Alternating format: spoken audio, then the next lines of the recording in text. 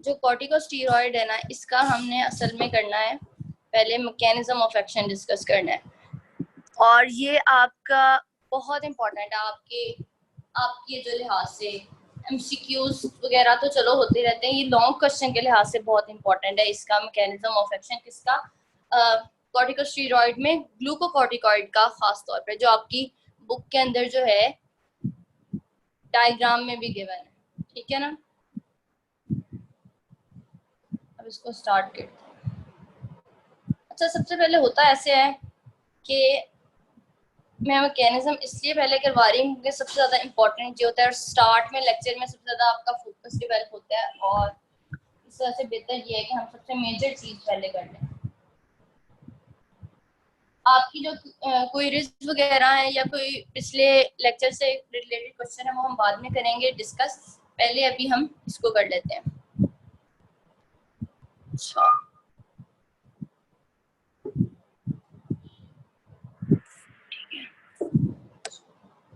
अच्छा, अब होता ऐसे है कुछ कि आपका अगर ये एक सेल है,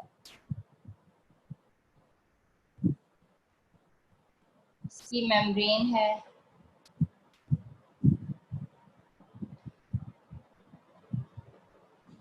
अब एक आपके बॉडी में नेचुरली भी रिलीज हो रहे होते हैं स्टेरॉइड्स, ठीक है, जरूरी नहीं है कि आप ड्रग्स के थ्रू ही ले रहे हो, आपकी बॉडी में नेचुरली हो रहे होते हैं। नेचुरली उनका बहुत इंपॉर्टेंट रोल होता है, अगर उनकी ऊपर नीचे हो जाए क्वांटिटी तो बहुत मसला हो जाता है। तो अब यहाँ पे क्या है कि अगर आपकी बॉडी में रिलीज हुआ है एक स्टीरॉइड, वो आपको पता है एड्रीनल ग्लैंड से जो मोस्टली रिलीज हो रहा था, या तो एड्रीनल मेडुला से हो रहा होता है या फिर एड्रीनल कॉर्टेक्स से हो रहे होते हैं।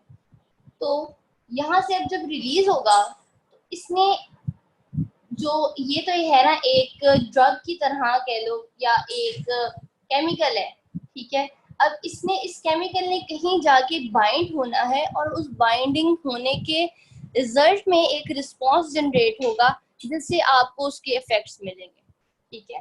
जिस तरह हम ड्रग्स के बारे में कहते हैं कि ये अगर एक रिसेप्टर है, इसके ऊपर ड्रग आएगी, अटैच होगी, नीचे फिर जाके जो है वो कोई रिस्पॉन्स देगी। अगर ये तो हम ड्रग के केस में बात कर रहे हैं ना, जो नेचुरली अंदर बॉडी में चीजें खुद ही हॉर्मोन्स या फिर केमिकल्स रिलीज हो रहे होते हैं, उनका भी यही तरीका कार होता है। वो भी इसी तरीके से जो है किसी जगह पे जाके बाइंड करेंगे और उधर जाके बाइंड करके फिर बाद में अपना रिस्पॉन्स शो करेंगे। तो होता क्या है कि जो स्टीरॉइड है ये आप जब आपके कहीं से भी रिलीज होता है, एड्रिनल ग्लैंड से रिलीज होता है, तो जब ये ब्लड में जाता है ये बाइंडेड फॉर्म में होता है, ठीक है। और बाइंडेड फॉर्म जो होती है वो इसकी किसके साथ होती है, सीबीजी एक है ग्लोबुलिन यानी प्रोटीन है, उसके साथ ये बाइंड फॉर्म में होता है, फ्री फॉर्म में नहीं होता। अकेला स्टीरॉइड नहीं आपके ब्लड में घूम रहा होता, ये बाइंड फॉर्म में होता है। अब ये क्या है, ये है कॉर्टिकोस्टेरॉइड बाइंडिंग ग्लोबुलिन। ग्लोबुलिन से आपको पता लग रहा है इट इज ए प्रोटीन, ठीक है।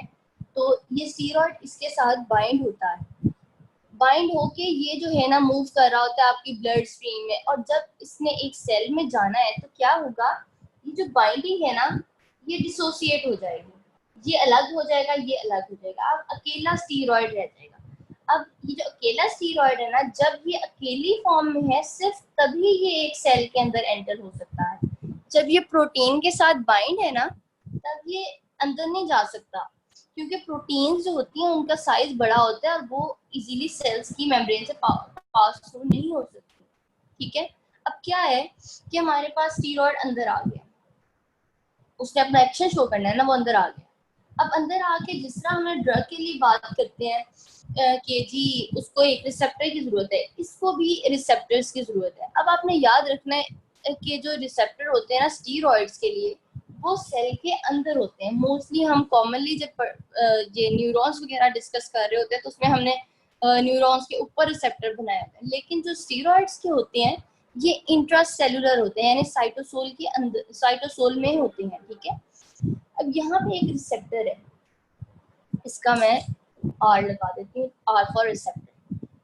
अब ये जो रिसेप्टर है ना, ये आगे जिस तरीके से यहाँ पे ये बाइंडेड फॉर्म में स्टीरॉयड होता है ना, जब यहाँ पे कोई स्टीरॉयड इसके पास नहीं होता तो ये इटसेल्फ भी बाइंडेड होता है, किसके साथ, कुछ प्रोटीन्स के साथ बाइंडेड होता है।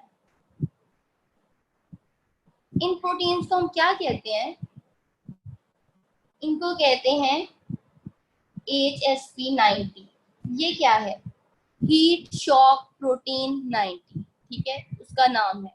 यानी हीट से बचाने के लिए, रिसेप्टर को प्रोटेक्ट करने के लिए जो उसके साथ प्रोटीन्स अटैच हैं, उनका नाम। और एक और भी इसके साथ बहुत सारी होती हैं जो माइनर क्वांटिटी में होती हैं, उनको हमने इधर आपकी डायग्राम में जो है उसने एक्स से डिनोट कर दिया, यानी एनीथिंग, मतलब कि एक्स उसका बस नाम दे दिया कि कुछ और भी प्रोटीन छोटी छोटी अटैच होती हैं जो इतनी डिटेल में बताने की जरूरत नहीं है यहाँ पे। तो बताने का मकसद है ये भी फ्री फॉर्म में नहीं होता, ये भी बाइंडेड फॉर्म में होता है। लेकिन जब इसने इसके साथ अटैच करना है, अगेन ये क्या करेगा, ये सारी प्रोटीन्स ये साइड पे कर देगा और ये जो रिसेप्टर है ये अकेली आर फॉर्म में आ जाएगा।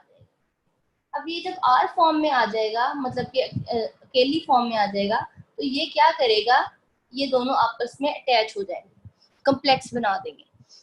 जब ये कम्प्लेक्स बनाएंगे ना, तो उसको हम क्या कहते हैं, ये सबको ही पता है, जब भी जिस तरह ड्रग और रिसेप्टर कम्प्लेक्स होता है, इसी तरीके से यहाँ पे जो है स्टीरॉयड का और रिसेप्टर का कम्प्लेक्स बन जाएगा।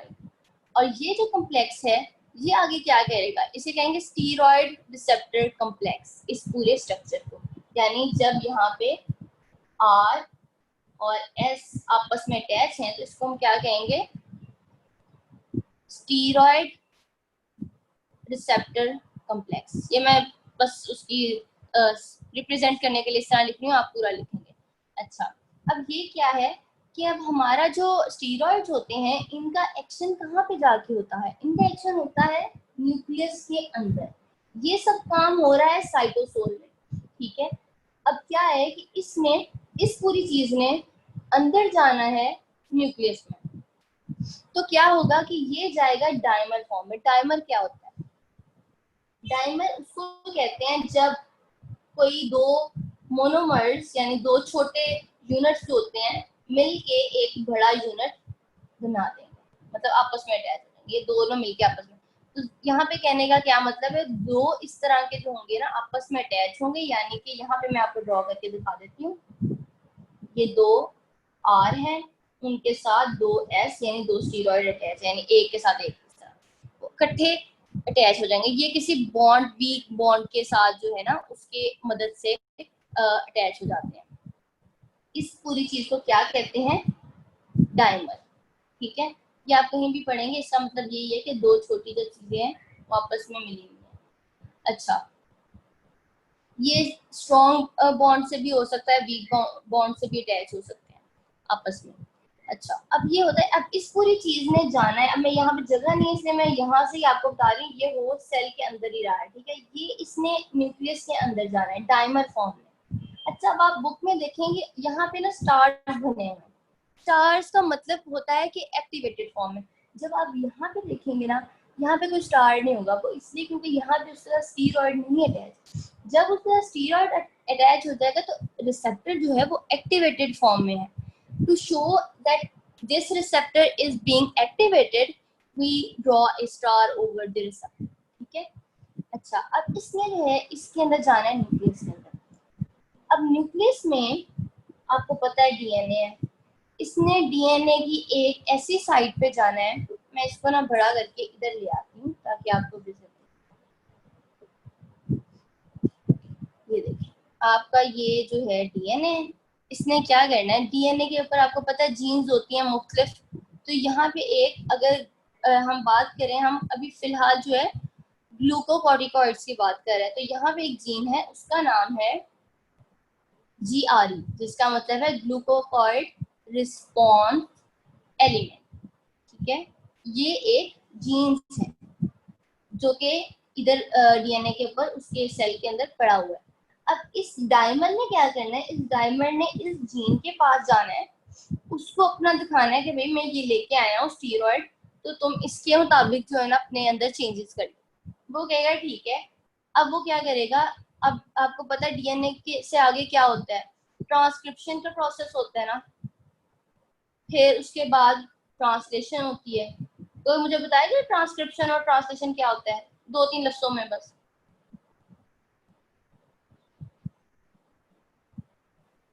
Conversion of DNA to messenger RNA, then to proteins, central हाँ dogma. बिल्कुल बिल्कुल, इसी तरह है कि ये अब जो डीएनए है ये इसको एमआरएनए में कन्वर्ट कर देगा उस सिग्नल के साथ। यहाँ पे जो जीन आई है एक्टिवेट हुई है या उसके अकॉर्डिंगली वो एक एमआरएनए तैयार करेगा और वो एमआरएनए उसके अकॉर्डिंग एक प्रोटीन तैयार करेगी। ठीक है, अब होता क्या है, जब ये प्रोटीन तैयार होगी तो प्रोटीन आगे जाके रिस्पॉन्स शो करेगी। आप कहते हो कि हम जनरली तो ये कह देते हैं ना, स्टीरॉयड लिया उसने रिसेप्टर में एक्ट किया और रिस्पॉन्स आ गया। इस तरह नहीं हो रहा, इतना लंबा प्रोसेस हो रहा है एक रिस्पॉन्स के लिए। इधर से पहले जो है रिसेप्टर उसके साथ बाइंड किया है, वो डिसोसिएट हुई है प्रोटीन, वो अंदर गया डाइमर फॉर्म में, वो डीएनए में गया है, डीएनए कह रही हूँ न्यूक्लियस में गया है। उधर जाके उसने जीआरई जीन है जिसको क्या कहते हैं ग्लूकोकॉर्टिकॉइड रिस्पॉन्स एलिमेंट, उस पे जाके उसने एक्ट किया है अपना, उसने अपनी शो किया है कि मैं इधर हूँ, मेरी प्रेजेंस है। तो ये जो जीन है फिर क्या करेगा, आगे ट्रांसक्रिप्शन और ट्रांसलेशन करवाएगा और फिर उस तरीके से हमारे पास रिस्पॉन्स आएगा जो कि एक स्टीरॉयड का रिस्पॉन्स कहलाएगा। ठीक है, इस प्रोसेस में किसी को कोई कंफ्यूजन है तो वो मुझे अभी पूछे, क्योंकि ये आपके पॉइंट ऑफ व्यू से मुझे बताया गया है कि लॉन्ग क्वेश्चन में ये diagram including explanation is very important for your long questions.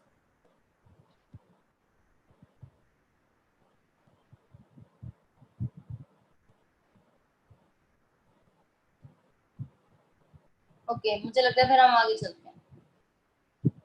अच्छा, अब ये है कि ये जो मैंने बताया इसलिए पहले है क्योंकि ये बहुत इंपॉर्टेंट है आगे असल में ना आप लोगों के कोर्स के लिए ये ग्लूकोकॉर्टिकॉइड पूरे ही बहुत इंपॉर्टेंट है, तो इस वजह से जो है ना ये पहले मैंने इसको फोकस किया। अच्छा, अगर हम ग्लूकोकॉर्टिकॉइड्स के अलावा अगर हम मिनरलोकॉर्टिकॉइड्स की बात करें ना, अभी हम पढ़ते हैं इनमें डिफरेंस क्या है, लेकिन मैं आपको वैसे बता दूं कि मिनरलोकॉर्टिकॉइड का भी सेम ये एग्जैक्ट यही मैकेनिज्म है सवाए इसके। यहाँ पे क्या है, ग्लूकोकॉर्टिकॉइड रिस्पॉन्स एलिमेंट, वहां पे क्या होगा एमआरई, मिनरलोकॉर्टिकॉइड रिस्पॉन्स एलिमेंट। मतलब कि एक एलिमेंट है वहां पे पड़ा हुआ एक जीन के ऊपर जिसने मिनरलोकॉर्टिकॉइड को रिस्पॉन्स देना है यानी उसको जवाब देना है। तो यहाँ पे वो ग्लूकोकॉर्टिकॉइड के लिए पड़ा होगा, यहाँ पे वो मिनरलोकॉर्टिकॉइड के लिए पड़ा होगा, सिर्फ ये डिफरेंस है, बाकी सब कुछ सेम। ठीक है, इसमें कोई क्वेश्चन हो तो अभी पूछ लें। अच्छा, आगे अब हम चलेंगे इसके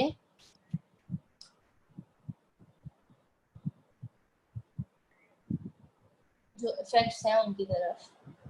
अब मैंने यहाँ से रीड कर देती हूँ, ये बहुत बेस यहाँ पे आपको ना कंफ्यूजिंग लगेगा, लेकिन मैंने आपको इसीलिए पहले सारा खुद समझा दिया ताकि जब हम रीड करें तो आपको कोई इसमें कंफ्यूजन ना हो। अच्छा, ग्लूकोकॉर्टिकॉइड हम पहले ना ग्लूकोकॉर्टिकॉइड कंप्लीट कर लेते हैं फिर आगे हम चलते हैं। अच्छा,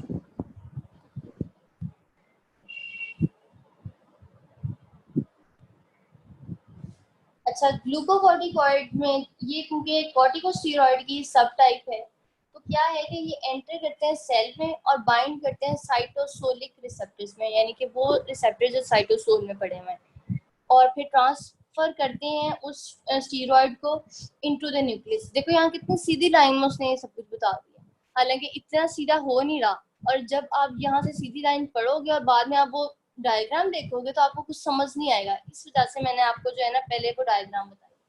अच्छा, the steroid receptor complex alter the gene expression by binding to glucocorticoid response element और mineralocorticoid specific element। मतलब कि जो भी अगर ग्लूकोकॉर्टिकॉइड आ रहा है तो वो उसके वाले एलिमेंट पे अटैच होगा, मिनरलोकॉर्टिकॉइड वाले पे आ रहा है तो वो उसके वाले पे अटैच होगा। Tissue specific response to steroids are made possible by in the presence of each tissue of different protein regulators that control the interaction between hormone receptor complex and particularly DNA response element। इसमें वो यही कह रहा है कि हर जो steroid है ना वो उस टिश्यू के मुताबिक प्रोटीन्स जनरेट करवाएगा और उस प्रोटीन जो जनरेट होगी ना उसमें फिर जो है आगे वो उसके अकॉर्डिंगली जो है एक रिस्पॉन्स जनरेट करवाएगा। मतलब कि अगर वो लिवर में जा रहा है तो वो लिवर के अकॉर्डिंग जो रिस्पॉन्स जनरेट होते हैं उस स्टीरॉयड से वो जनरेट कराएगा। अगर वो स्किन में जा रहा है तो स्किन के अकॉर्डिंग करवाएगा। अच्छा, अब हम इधर इफेक्ट पढ़ने से पहले मैं इधर आपको ये जो डायग्राम है बुक वाली ये आपको एक दफा करवाऊंगी ताकि दोबारा आपका ये हो जाए। ये आपका मैं बार बार बता रही हूँ, ये आपके लॉन्ग क्वेश्चन के लिए बहुत इंपॉर्टेंट है ये डायग्राम और ये नीचे जो डिस्क्रिप्शन है ये। अच्छा, यहाँ से आया वो, ये ब्लड के साथ था, उसने जाना था अंदर, वो अंदर जाना था तो उसने क्या किया कि अपना जो स्टीरॉयड था वो फ्री कर दिया और फ्री करने के बाद वो क्या करता है कि वो जो रिसेप्टर है जिसके साथ HSP90 यानी हीट शॉक प्रोटीन 90 अटैच थी और एक्स प्रोटीन भी एक अटैच थी, यानी एक्स मीन यानी तो कुछ अदर प्रोटीन्स भी अटैच थी जो इतनी सिग्निफिकेंट नहीं है कि हम उनको इधर बताएं। अच्छा, वो डिसोसिएट हो गई। डिसोसिएट होने के बाद क्या हुआ कि स्टीरॉयड रिसेप्टर के साथ अटैच हो गया है। अटैच होने के बाद क्या हुआ है कि वो प्रोटीन साइड पे चली गई हैं और ये जो हमारा कॉम्प्लेक्स बना था स्टीरॉयड रिसेप्टर कॉम्प्लेक्स उसने एक डायमर बना लिया है। अब डायमर जो है देखो उसने डायमर के साथ एक्टिवेटेड क्यों लिखा है, क्योंकि वहाँ पे स्टार है, मतलब वो एक्टिवेटेड फॉर्म में है। अच्छा, अब क्या होगा उसके बाद वो जाएगा न्यूक्लियस के अंदर। न्यूक्लियस के अंदर जाएगा, वो जीआरई जो जीन है वहां पे जाके अपना एक्शन शो करेगा और उसके बाद क्या करेगा वहां से ट्रांसक्रिप्शन और ट्रांसलेशन का प्रोसेस करेगा। अच्छा, यहाँ पे एडिटिंग लिखा हुआ है, ये क्यों लिखा है? अच्छा, नॉर्मली जो था उसने तो अपने मुताबिक जीन बना दी थी ना, जीन कह रही हूँ mRNA और प्रोटीन बनानी थी ना डीएनए के अकॉर्डिंग। लेकिन जब यहाँ पे डायमर आ गया है तो उसने कुछ एडिटिंग की है ना, कुछ चेंजेस किए अपने उस सारे प्रोसेस में। उस सारे प्रोसेस में चेंजेस हुई हैं किसकी वजह से? उस डायमर के आने की वजह से। तो वो उसको कह रहा है कि वहाँ पे एडिटिंग हुई है उसके आरएनए के अंदर, एमआरएनए के अंदर, और फिर आगे जो है प्रोटीन चली बन गई है एमआरएनए से ट्रांसलेशन के प्रोसेस से और फिर रिस्पॉन्स जनरेट हो गया। यही बात सारी जो है जो मैंने आपको सारी एक्सप्लेन किया वो सारी की सारी बात यहाँ पे लिखी हुई है। यहाँ पे अगर आप लोगों को कोई मसला होगा तो वो आप लोग बाद में पूछ लेना, लेकिन कोई एक बात भी यहाँ पे वो नहीं है जो मैंने ना बताई। अच्छा, इसलिए अब हम चलते हैं इफेक्ट्स की तरफ। अच्छा, इफेक्ट्स ऐसे है कि ग्लूकोकॉर्टिकॉइड स्टिमुलेट ग्लूकोनियोजेनेसिस। ग्लूकोनियोजेनेसिस वो होती है ग्लूकोज की प्रोडक्शन जो नॉन कार्बोहाइड्रेट सोर्स से होती है। तो आपको मैंने कल भी किसी ने मुझे बताया भी था, मैंने पूछा भी था कि हमने जब NSAID वाला गाउट पढ़े थे तो हमने एंटी इन्फ्लेमेटरी में कहा था कि हम जो है ना ग्लूकोकॉर्टिकॉइड भी देते हैं, लेकिन ग्लूकोकॉर्टिकॉइड जो होता है वो ग्लूकोज का जो कंट्रोल है उसको इम्पेयर कर देता है। वो हमने क्यों कहा था? हमने इसीलिए कहा था ना क्योंकि वो ग्लूकोकॉर्टिकॉइड नॉर्मली जो है वो ग्लूकोनियोजेनेसिस में इन्वॉल्व होता है। अब अगर ऐसा होगा कि मतलब ग्लूकोकॉर्टिकॉइड बहुत ज्यादा हो जाएंगे, ऑब्वियसली आपका ग्लूकोज लेवल बहुत ज्यादा हो जाएगा। वही उसने आगे बताया था कि ग्लूकोज लेवल इज इंक्रीज। मैं थोड़ा जूम इन और कर देती हूँ।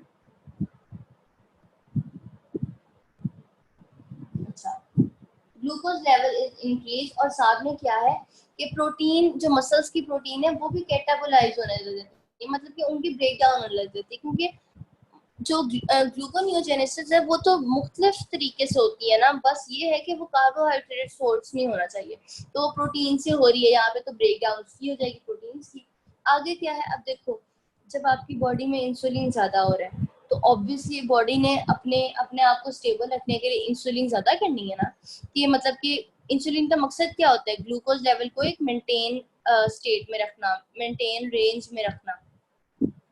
जब ग्लूकोज लेवल ज्यादा हो रहा है तो वो उसी हिसाब से वो इंसुलिन की भी ज्यादा करने लग जाएगी। हर चीज की एक्सेस पूरी होती है, तो उसी तरीके से यहाँ पे जब ग्लूकोज ज्यादा कर रहा है तो वो इंसुलिन भी ज्यादा करने लग जाएगा, फिर इंसुलिन के भी हमें ज्यादा करने से इफेक्ट आते हैं। अच्छा, ये हम बात करें मेटाबॉलिक इफेक्ट, यानी कि जो मेटाबॉलिज्म से रिलेटेड जो इफेक्ट आते हैं ना ग्लूकोकॉर्टिकॉइड्स के वो। अच्छा, वैसे ग्लूकोकॉर्टिकॉइड्स को ग्लूकोकॉर्टिकॉइड्स कहते क्यों हैं? ये बड़ा ही सिंपल सा है, क्योंकि वो ग्लूकोज रिलेटेड उनके एक्शंस हैं। मतलब ग्लूकोज से उनके जो है मतलब ग्लूकोज रेगुलेशन में और उसको चेंज करने में, मेंटेन करने में वो इन्वॉल्व होते हैं, इसलिए उनको ग्लूकोकॉर्टिकॉइड्स कहते हैं। ठीक है।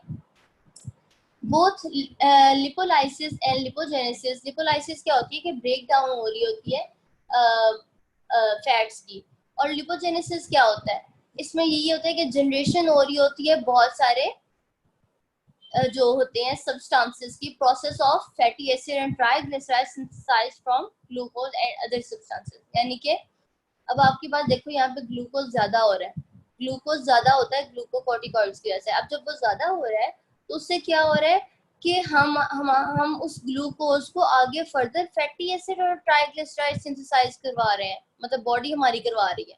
तो आपको पता है फैटी एसिड और ट्राइग्लिसराइड कोई अच्छी चीज तो नहीं है, इससे तो कोलेस्ट्रॉल लेवल आपके इतने हाई हो जाते हैं। तो इससे क्या होगा, जब ये लिपोलाइसिस और लिपोजेनेसिस ज्यादा होती है तो उससे क्या होती है कि आपकी बॉडी में जो है फैट डिपॉजिट्स होना शुरू हो जाते हैं मुख्तलिफ एरियाज में, जिस तरह फेस हो गया या फिर शोल्डर बैक, यानी मोटापा होने लग जाता है। आपने अक्सर बड़ा कॉमनली सुना होगा कि वो फलाना जो है वो स्टीरॉयड लेता है, उसका जिस्म फूल गया है, और इस टाइप की बातें। अच्छा, आगे चलते हैं। कैटाबोलिक इफेक्ट क्या है? कैटाबोलिक इफेक्ट ये है कि यहाँ पे होती है ब्रेक डाउन। मेरा ना थोड़ा गला दुख रहा है, इसलिए मैं थोड़ा आराम आराम से बोल रही हूँ। अच्छा, glucocorticoids cause muscle protein catabolism. वही बात जो हमने पहले की कि मसल्स की जो प्रोटीन है उनकी ब्रेक डाउन होने लग जाएगी। उसके बाद क्या है कि जब ब्रेक डाउन होगी तो वो क्या है कि वहां पे हमारे पास बहुत सारे जो हैं वो छोटे छोटे जो हैं उनके यूनिट्स वो हमारी बॉडी में बिला वजह बिला जरूरत जो होंगे इतने ज्यादा होने लग जाएंगे। यानी प्रोटीन ब्रेक डाउन से अमाइनो एसिड्स ही होते हैं ना प्रोड्यूस। अच्छा, in addition lymphoid और connective tissue fat and skin undergo wasting। wasting का क्या मतलब है, ये सारे जो टिश्यूज हैं इन सब की ब्रेक डाउन हो रही है। हमने पढ़ा है कि वो लिपिड्स को भी ब्रेक डाउन कर रहा है, वो प्रोटीन्स को भी ब्रेक डाउन कर रहा है, वो आपका ग्लूकोज लेवल भी बढ़ा रहा है, वो सब ये सारी आपको पता है हर टिश्यू के अंदर प्रोटीन है, हर टिश्यू के अंदर लिपिड है। वो क्या हो रहा है कि इन सब में ब्रेक डाउन होने लग जाती है, वेस्टिंग होने लग जाती है, मतलब कि वो टूट फूट होने लग जाती है। Catabolic effect on bone can cause और ऑस्टियोपोरोसिस। मतलब इसमें क्या है कि मतलब बोन्स जो है आपकी उनमें भुरभुरी होने लग जाती है, पोरस होने लग जाती है, और ये जो है ये जो स्टीरॉइड जो है ये आपके ग्रोथ जो खास तौर पर बच्चे हैं उनमें ग्रोथ को इनहिबिट कर सकते हैं। तो ये आप बहुत ख्याल रखते हैं, क्योंकि बच्चों में तो बोन्स वगैरह जो होती है वो डेवलप हो रही होती है ना, अगर आप उनको तभी देने लग जाओगे तो उनको तो फिर उनकी बोन्स तो बिल्कुल ही वो सॉफ्ट हो जाएंगी।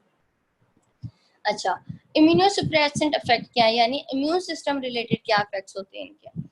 इसके ये इफेक्ट होते हैं कि glucocorticoid inhibit cell mediated immunological. अच्छा, इसमें यही है कि वो जो जितने भी होते हैं ना इन्फ्लेमेशन रिलेटेड, वो उन सारे जो है इन्फ्लेमेशन, ये ऐसे है कि जो इम्यून सिस्टम रिलेटेड जितने भी उसके इफेक्ट्स होंगे ना उनको सप्रेस कर देगा, जो लिम्फोसाइट्स इसमें मेन किरदार अदा करते हैं। आगे कहते हैं दीज एजेंट्स आर एक्टिवली लिम्फोटॉक्सिक। लिम्फोटॉक्सिक क्या होते हैं? लिम्फोटॉक्सिक असल में ना मैं आपको यहाँ पे लिखा भी हुआ, मैं सही तरीके से आपको बता भी देती हूँ। अच्छा, लिम्फोटॉक्सिक असल में क्या है कि एक लिम्फोकाइंस होते हैं जो कि क्या करते हैं, ट्यूमर सेल्स की ब्रेक डाउन करते हैं। अच्छा, ये हमारे लिए किस तरह फायदेमंद हो सकता है? अगर किसी पेशेंट को ब्लड रिलेटेड कोई कैंसर है तो उसमें क्या करेगा कि उन ट्यूमर सेल्स की वो ब्रेक डाउन करेगा। ये लिम्फोकाइन है। लिम्फोकाइन इटसेल्फ क्या है? लिम्फोकाइन जो है are subset of cytokines that are produced by immune cells, वो तो हमें पता ही है। तो ये जो है ये एक लिम्फोटॉक्सिक उस सब्सटेंस को कहते हैं जो क्या करता है, जो ट्यूमर सेल्स होती हैं उनकी ब्रेक डाउन करवाता है, उनकी लाइसिस करवाता है। इस वजह से हम इसको हेमाटोलॉजिकल कैंसर में यूज कर सकते हैं। These drugs do not interfere with the development of normal acquired immunity.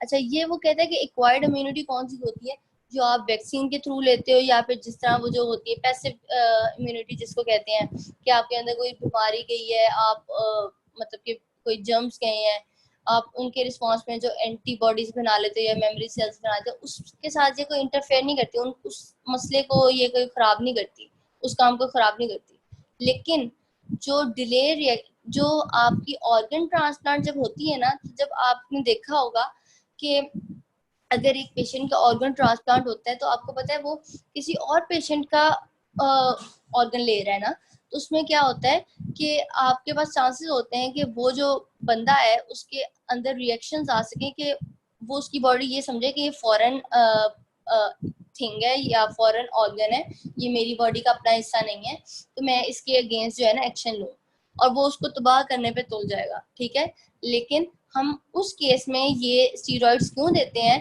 ताकि रिजेक्शन ना हो, ताकि वो बिला वजह का रिएक्शन शो ना करे रिजेक्शन के रिलेटेड, ताकि हमारी ऑर्गन ट्रांसप्लांट वाला जो पेशेंट है उसका जो ऑर्गन ट्रांसप्लांट हुआ है वो सही तरीके से जो है वो कंपैटिबल हो जाए उसकी बॉडी में। आगे है इसका आखिरी जो है इसका इफेक्ट, वो है एंटी इंफ्लेमेटरी। इसमें क्या है कि ग्लूकोकॉर्टिकॉइड जो है ना, वो एक तो सप्रेस करते हैं आपके इन्फ्लेमेटरी प्रोसेसेस को, मतलब कि इन्फ्लेमेटरी प्रोसेसेस वही होता है जो हम उस दिन से पढ़ रहे हैं कि इन्फ्लेमेशन में क्या क्या होता है, उन सारे प्रोसेस को वो कम कर देगा।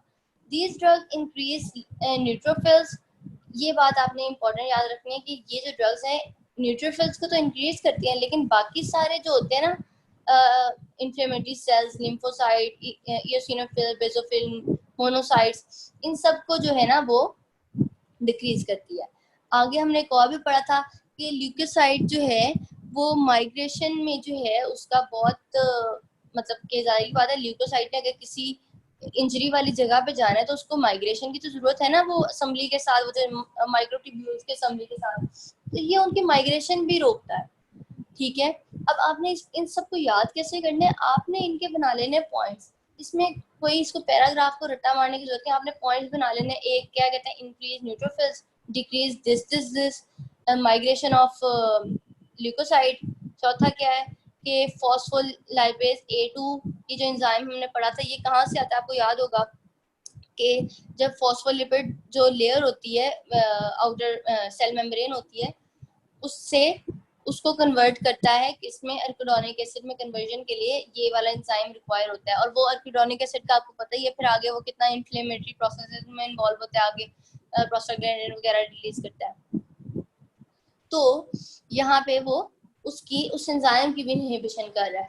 आगे फिर वो क्या करता है, मतलब कि इसके इतने ज्यादा काम है, इसीलिए आपने देखा होगा कि अगर कुछ काम ना कर रहा हो किसी पेशेंट में तो वो डॉक्टर्स उसको स्टीरॉइड्स रिकमेंड कर देते हैं, लेकिन स्टीरॉइड के एडवर्स इफेक्ट्स भी हैं, इस वजह से इनको लास्ट चॉइस पे रखा जाता है कि जब कुछ काम ना करे तो भाई स्टीरॉइड लगा दो उसको। अच्छा, decrease mRNA for cyclo oxygenase 2 यानी COX-2 एंजाइम, उसकी जो है COX-2 एंजाइम, आपको मैंने ये भी बताया था कि वो जो है आगे, किसी का माइक ऑन है वो ऑफ कर दे प्लीज। अच्छा, तो वो क्या है कि वो mRNA जो है उसको भी, उसकी भी प्रोडक्शन को डिक्रीज करेगा, ताकि साइक्लो ऑक्सीजनेज एंजाइम ना बने, क्योंकि वो भी हमने पहले पढ़ चुके हैं कि उसका क्या रोल है इन्फ्लेमेशन में। इसी तरह इंटरल्यूकिन्स और इंटरल्यूकिन 2 और 3 और PAF यानी प्लेटलेट एक्टिवेटिंग फैक्टर और साइटोकाइंस, ये सारे जो है ना ये मीडिएटर्स हैं। मैंने आपको इतनी दफा बताया कि ये सारे जो है मीडिएटर्स का क्या मतलब है, केमिकल्स हैं जो इन्फ्लेमेटरी प्रोसेस को बढ़ा रहे होते हैं। अदर इफेक्ट्स, मतलब कि सिर्फ इतना कुछ पढ़ने के बाद भी अभी भी इसके कुछ और भी इफेक्ट्स हैं। अच्छा, अदर इफेक्ट्स में क्या है कि glucocorticoid such as cortisol, cortisol जो है वो नेचुरली हमारी बॉडी में प्रेजेंट होता है, आपको पता ही है, ये नेचुरली रिलीज होता है एड्रिनल ग्लैंड से। अच्छा, ये जो कॉर्टिकोस्टेरॉइड है ना, कॉर्टिको यार किसी का ना माइक ऑन है, अगर क्वेश्चन करना है तो आप पूछ लें, अदरवाइज आप माइक ऑफ कर दें।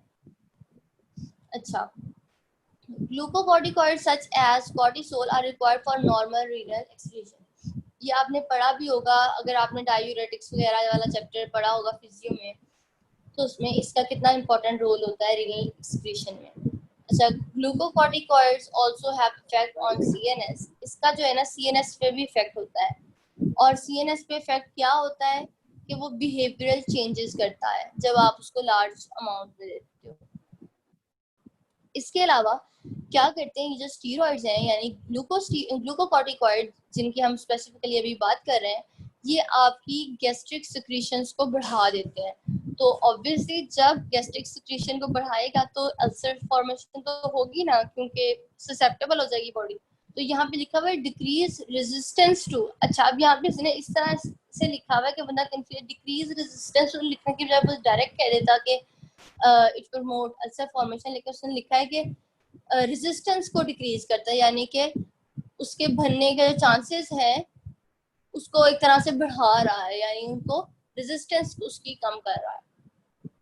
अच्छा, आगे जो है ना ये इम्पोर्टेंट ग्लूकोकॉर्टिकॉइड्स लिखा हुआ है, इसमें ना आपके, मैंने सीनियर से बात की, उन्होंने कहा है कि आपके ये जो यहाँ तक जितना मैंने अब तक पढ़ाया है ना, ये तो बहुत इंपॉर्टेंट है, लेकिन ये जो आगे इंपॉर्टेंट ग्लूकोकॉर्टिकॉइड्स पढ़े ना, इसके आपने नाम वगैरह याद करना है या फिर इसको एक दफा रीड कर लेना बस आपने। कॉर्टिसोल है दी मेजर, ये जो है आपका मेजरली प्रेजेंट होता है ग्लूकोकॉर्टिकॉइड, और ये अभी हम ना एक मिनट बाद में पढ़ते हैं क्योंकि आगे है एक आपका बड़ा मेजर LEQ, मैं चाह रही हूँ वो आज पहले आपको खत्म करवा दूंगा।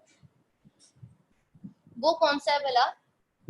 ये है इसकी, अभी हमने पढ़े हैं इसके इफेक्ट्स पढ़े हैं ना ग्लूकोकॉर्टिकॉइड के, अब हम इसके पढ़ेंगे clinical uses.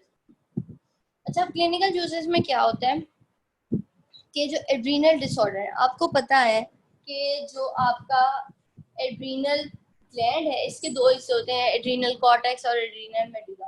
According to them they release certain hormones और certain chemicals to cope up और टू रेगुलेट बॉडी फंक्शंस, ठीक है ना। तो आपको पता है कि जो अगर किसी बंदे में एड्रीनल ग्लैंड ही सही तरीके से काम नहीं कर रहा तो क्या होगा, ऑब्वियसली फिर उसकी इनएफिशिएंसी हो जाएगी ना उस हार्मोन की। तो हम उन लोगों को ये देते हैं, साथ में वो क्या कहते हैं, adrenal inefficiency associated with life threatening shock, infection और ट्रॉमा। अच्छा, अब नॉर्मली जो होता है ना कॉर्टिसोल की अगर हम बात करें, क्योंकि हम अभी ग्लूकोकॉर्टिकॉइड की बात कर रहे हैं, और ग्लूकोकॉर्टिकॉइड में कॉर्टिसोल मेन जो है वो हार्मोन है, स्टीरॉयड हार्मोन। अच्छा, ये जो है ना इसका मेजरली काम ही होता है स्ट्रेस रिलेटेड रिस्पॉन्सेज जो बॉडी में आ रहे होते हैं उनको डील करना, या फिर कोई ट्रॉमा हो गया, ट्रॉमा भी स्ट्रेस के अंडर ही आता है ना, शॉक वगैरह ट्रॉमा ये सब स्ट्रेस कंडीशंस के अंडर होता है। इवन अगर आप डिजीज्ड हो ना, आपकी कोई मसला हुआ है तो आपकी बॉडी इज अंडर स्ट्रेस। आप स्ट्रेस सिर्फ दिमागी स्ट्रेस नहीं होता, स्ट्रेस होता है कि आपकी बॉडी नॉर्मल नहीं है, मतलब उसमें कोई मसला चल रहा है, तो स्ट्रेस कंडीशंस में वो इन्वॉल्व होता है कॉर्टिसोल, और इसमें बहुत सारे मेटाबॉलिज्म में इन्वॉल्व होता है। जाहिर बात है जब ये सब नहीं हो रहा होगा तो आपको रिक्वायर होगा एक्सटर्नली देना, तब हम ये ग्लूकोकॉर्टिकॉइड देते हैं। आगे हम देते हैं जो इसको अगली जो कंडीशन है वो कंजेंटल एड्रीनल हाइपरप्लेजिया। इसमें क्या होता है, ये एक जो है ना जेनेटिक डिसऑर्डर है जिसमें क्या होता है कि आपके जो कॉर्टिकोस्टेरॉइड्स है ना उनकी एबनॉर्मल फॉर्मेशन होने लग जाती है। आपको पता है कि आपको नॉर्मली तो रिक्वायर है, लेकिन जब एबनॉर्मली फॉर्मेशन होने लग जाएगी तो वो तो आपकी मतलब आपके लिए सही नहीं है। और आपको पता है ये जो स्टीरॉइड्स कॉर्टिकोस्टेरॉइड्स होते हैं इनको स्टिमुलेट कौन सा कर रहा होता है, ACTH कर रहा होता है, ठीक है। ये जो है जब ये इतना ज्यादा स्टिमुलेट करता है कॉर्टिकोस्टेरॉइड को कि आपकी बॉडी में एबनॉर्मली इतना ज्यादा हो जाता है, तो हम फिर क्या करते हैं, हम बाहर से जो है पोटेंट सिंथेटिक ग्लूकोकॉर्टिकॉइड दे रहे होते हैं, जो कि जिसका मकसद क्या होता है कि वो ये इस ACTH की सिक्रीशन को रोकेगा। जब ACTH की सिक्रीशन रुकेगी तो ऑब्वियसली क्या होगा, हमारे जो एबनॉर्मली स्टीरॉयड रिलीज हो रहे हैं वो भी रुक जाएंगे, क्योंकि इनका डायरेक्ट है ना कि अगर स्टीरॉयड ज्यादा होगा तो उसी हिसाब से फिर जो है वो ACTH कम करेगा उसको, लेकिन अगर ACTH ज्यादा है तो स्टीरॉयड ज्यादा रिलीज होंगे। फिर अगर जब ज्यादा हो जाएगा आपकी बॉडी में स्टीरॉयड तो वो ACTH को सिग्नल देगा कि भाई ज्यादा हो गई, अब कम कर दो, फिर ACTH कम कर देगा। इस तरीके से एक सर्कल चल रहा होता है। तो यहाँ पे अबनॉर्मल फॉर्मेशन हो रही है इस कंडीशन में, तो हम क्या करते हैं कि हम इसको देते हैं ताकि ACTH जो है वो डिक्रीज कर दे, और हम बाहर से उसको नॉर्मल जो स्टीरॉयड है वो दे दें, क्योंकि एबनॉर्मल का तो कोई वो सही फंक्शन तो नहीं ना करेगा हमारी बॉडी में। अच्छा, आगे है non adrenal disorders. Non adrenal disorders कौन से होते हैं? वो ऐसे डिसऑर्डर्स होते हैं जो एड्रीनल ग्लैंड से रिलेटेड नहीं है, लेकिन उनमें भी हम यूज कर रहे हैं ये ग्लूकोकॉर्टिकॉइड्स। जिस तरह के इन्फ्लेमेशन रिलेटेड हो गया या इम्यूनोलॉजिकल हो गया। अच्छा, अब देखो इन्फ्लेमेशन और इम्यूनोलॉजिकल में कौन से आ सकते हैं? अगेन वही ऑर्गन ट्रांसप्लांट जो मैंने आपको पहले बताया, या फिर कोलेजन डिजीज आ गया, रियूमेटिक डिसऑर्डर आ गया। एस्मा में भी यही होता है कि इम्यूनोलॉजिकल होता है, वो बाहर से जो है वो एंटीजन, मतलब वो असल में हाइपर सेंसिटिविटी होती है ना उन लोगों को, जो जल्दी से पोलन से होती है कुछ को। एस्मा में तो ये हो रहा होता है ना कि उनको सर्टेन कंडीशन, हर बंदे का अपना वेरी करता है वैसे एस्मा में, कि क्या होता है कि वो इम्यूनोलॉजिकल रिस्पॉन्स होता है जिसकी वजह से उसकी ब्रोंक्यूल जो होती है वो कंस्ट्रिक्ट होने लग जाती हैं, उसको सही तरह सांस नहीं आता। तो वो सारे इम्यूनोलॉजिकल रिस्पॉन्सेज हैं, उन सब में हम ये दे सकते हैं। क्या दे सकते हैं? ग्लूकोकॉर्टिकॉइड। और इसमें हमने कौन सी बात की है इम्पोर्टेंट की? कॉर्टिसोल जो है वो इम्पोर्टेंट है, जो हमारा नेचुरली भी रिलीज हो रहा होता है। अच्छा, अदर एप्लीकेशन में क्या है कि हीमेटोपोइटिक कैंसर। अच्छा, हीमेटोपोइटिक कैंसर कौन सा होता है? आपको तो पता है हीमेटोपोइसिस होती क्या है, इटसेल्फ क्या है? ये किसी को पता तो मुझे बता दे। फॉर्मेशन ऑफ ब्लड सेल्स, हाँ आरबीसीज की बिल्कुल। फॉर्मेशन का। हाँ, ये है कि जो स्टेम सेल होता है आपके बोन मैरो में, उससे आपके बहुत सारे जो होते हैं सेल्स आगे प्रोड्यूस हो रहे होते हैं। उस सारे प्रोसेस में हम जो है, अगर डिस्ट्रप्शन हो जाए या उस प्रोसेस में कैंसर कॉज हो जाए उस प्रोसेस में, तो क्या कहेंगे उसको? Hematopoietic cancer. मतलब कि unusual abnormal formation of those cells. ठीक है, तो उसके ट्रीटमेंट में हम ये करते हैं यूज। अच्छा, उसके बाद क्या है, क्योंकि हमने पढ़ा है ना कि ये उसकी लाइसिस वगैरह करवा रहा होता है, तो इस वजह से हम इसको कैंसर में यूज कर सकते हैं। अच्छा, उसके बाद क्या, न्यूरोलॉजिकल डिसऑर्डर्स, ये भी हमने देखा है कि ये किस तरीके से CNS पे भी इफेक्ट देता है। उसके बाद कीमोथेरेपिक induce vomiting, hyper calcaemia, mountain sickness, ये सारे उसके इफेक्ट्स हैं। अब आगे जो है ना, एक बहुत इंपॉर्टेंट चीज है बीटा मेथासोन। ये भी एक ग्लूकोकॉर्टिकॉइड है। इसका आपने ये इंपॉर्टेंट याद रखना है, बहुत इंपॉर्टेंट है, कि इसकी जो है लो डिग्री प्रोटीन बाइंडिंग है। इसका क्या मतलब है लो डिग्री प्रोटीन बाइंडिंग का? किसी को पता है इसका?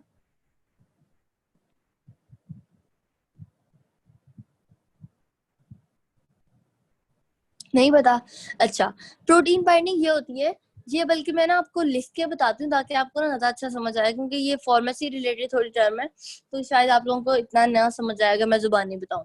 अच्छा, अभी आप ये देखो कि बीटा मेथासोन जो है ना, ये हम प्रेग्नेंट वुमेन में क्यों देते हैं?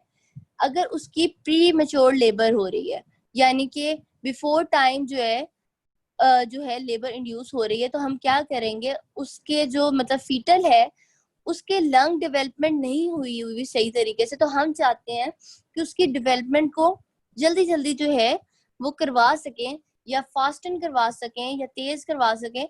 तो हम उस केस में ग्लूकोकॉर्टिकॉइड कौन सा देते हैं? बीटा मेथासोन। ये आपने याद रखना है। अच्छा, उसके बाद है कि डिग्री जो है कि हम किस हद तक फायदा ले सकते हैं इन स्टीरॉइड से, ये डिपेंड करता है उस डिसऑर्डर पे।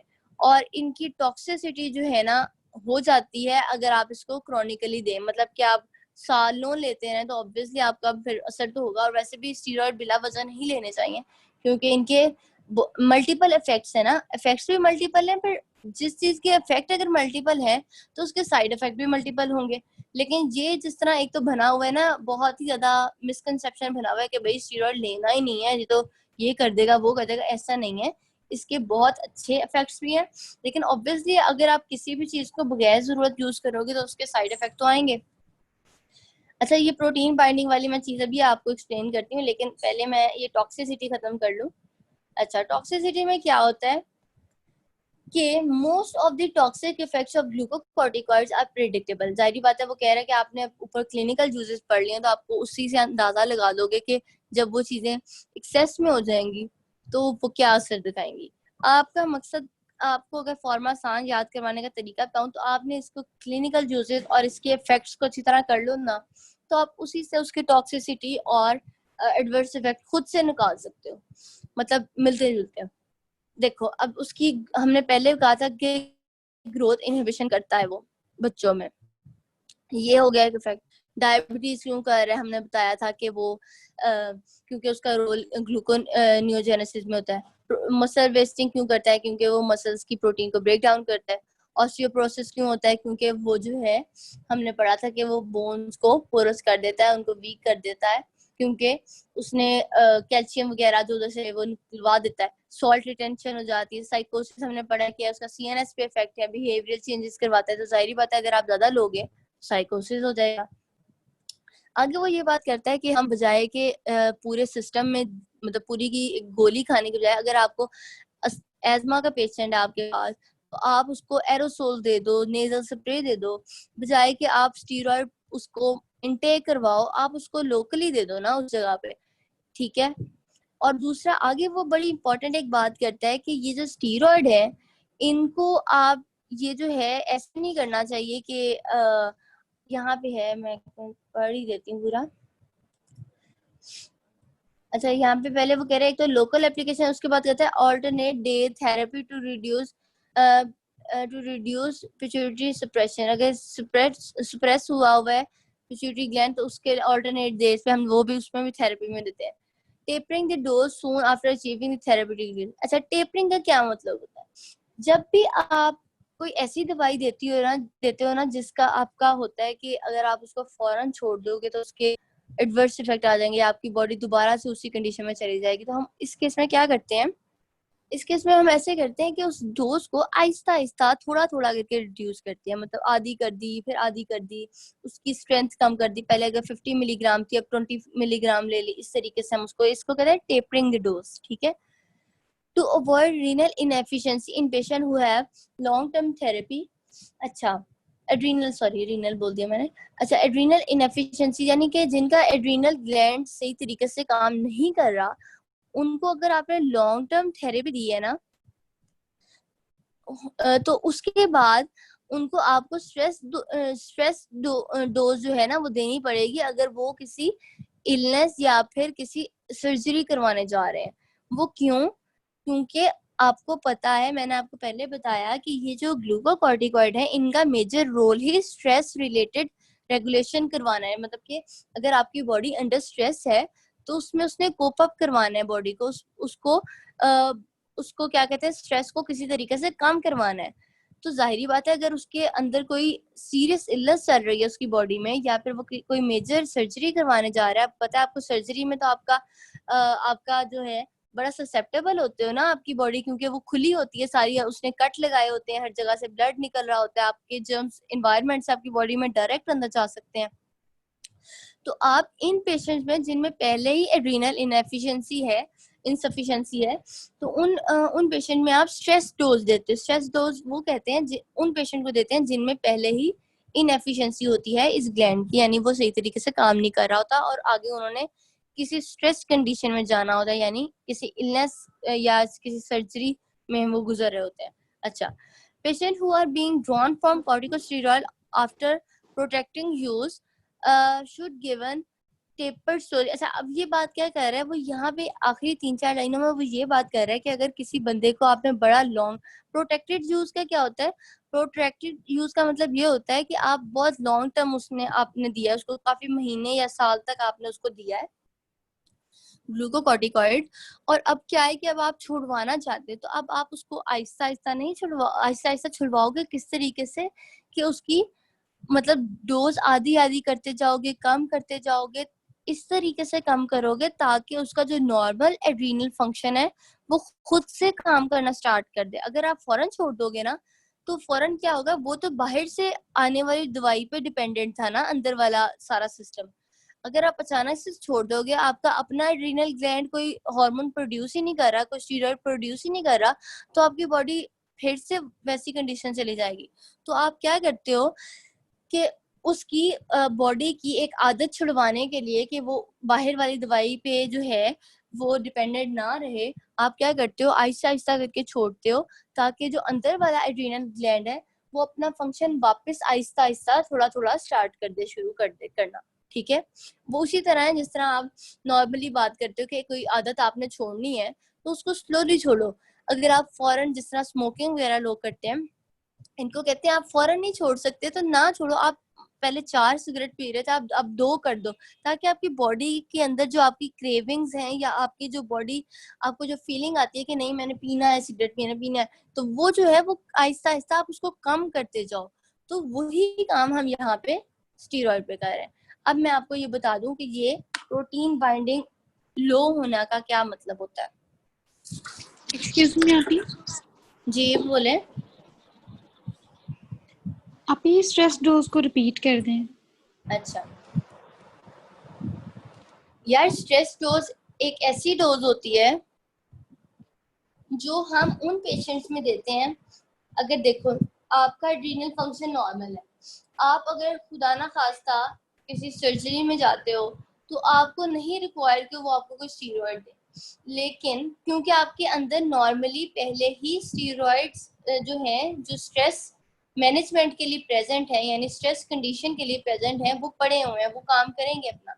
लेकिन अगर एक पेशेंट है उसके अंदर वो एड्रीनल ग्लैंड सही तरीके से काम नहीं कर रहा, ठीक है, और अब उसने किसी सर्जरी करवाने जाना है, तो अब जाहिर बात है सर्जरी में बॉडी अंडर स्ट्रेस है, बॉडी के अंदर बहुत ज्यादा ससेप्टेबिलिटी है कि वो और डिजीजेस ले ले अपने अंदर, क्योंकि बॉडी खुली हुई है, कट लगे हुए हैं उसमें, ठीक है, पूरी बॉडी ओपन है, तो बहुत सारे चांसेस हैं कि उसमें कोई ना कोई मसला और आ जाए, यानी स्ट्रेस कंडीशन को वो मैनेज नहीं कर सकेगी बॉडी।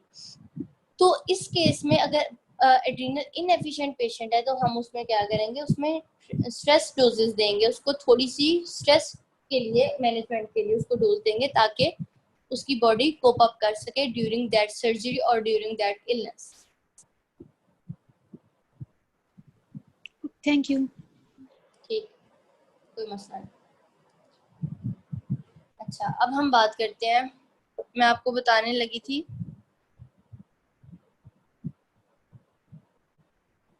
अच्छा अब मैं आपको ना जरा उसका बता दूं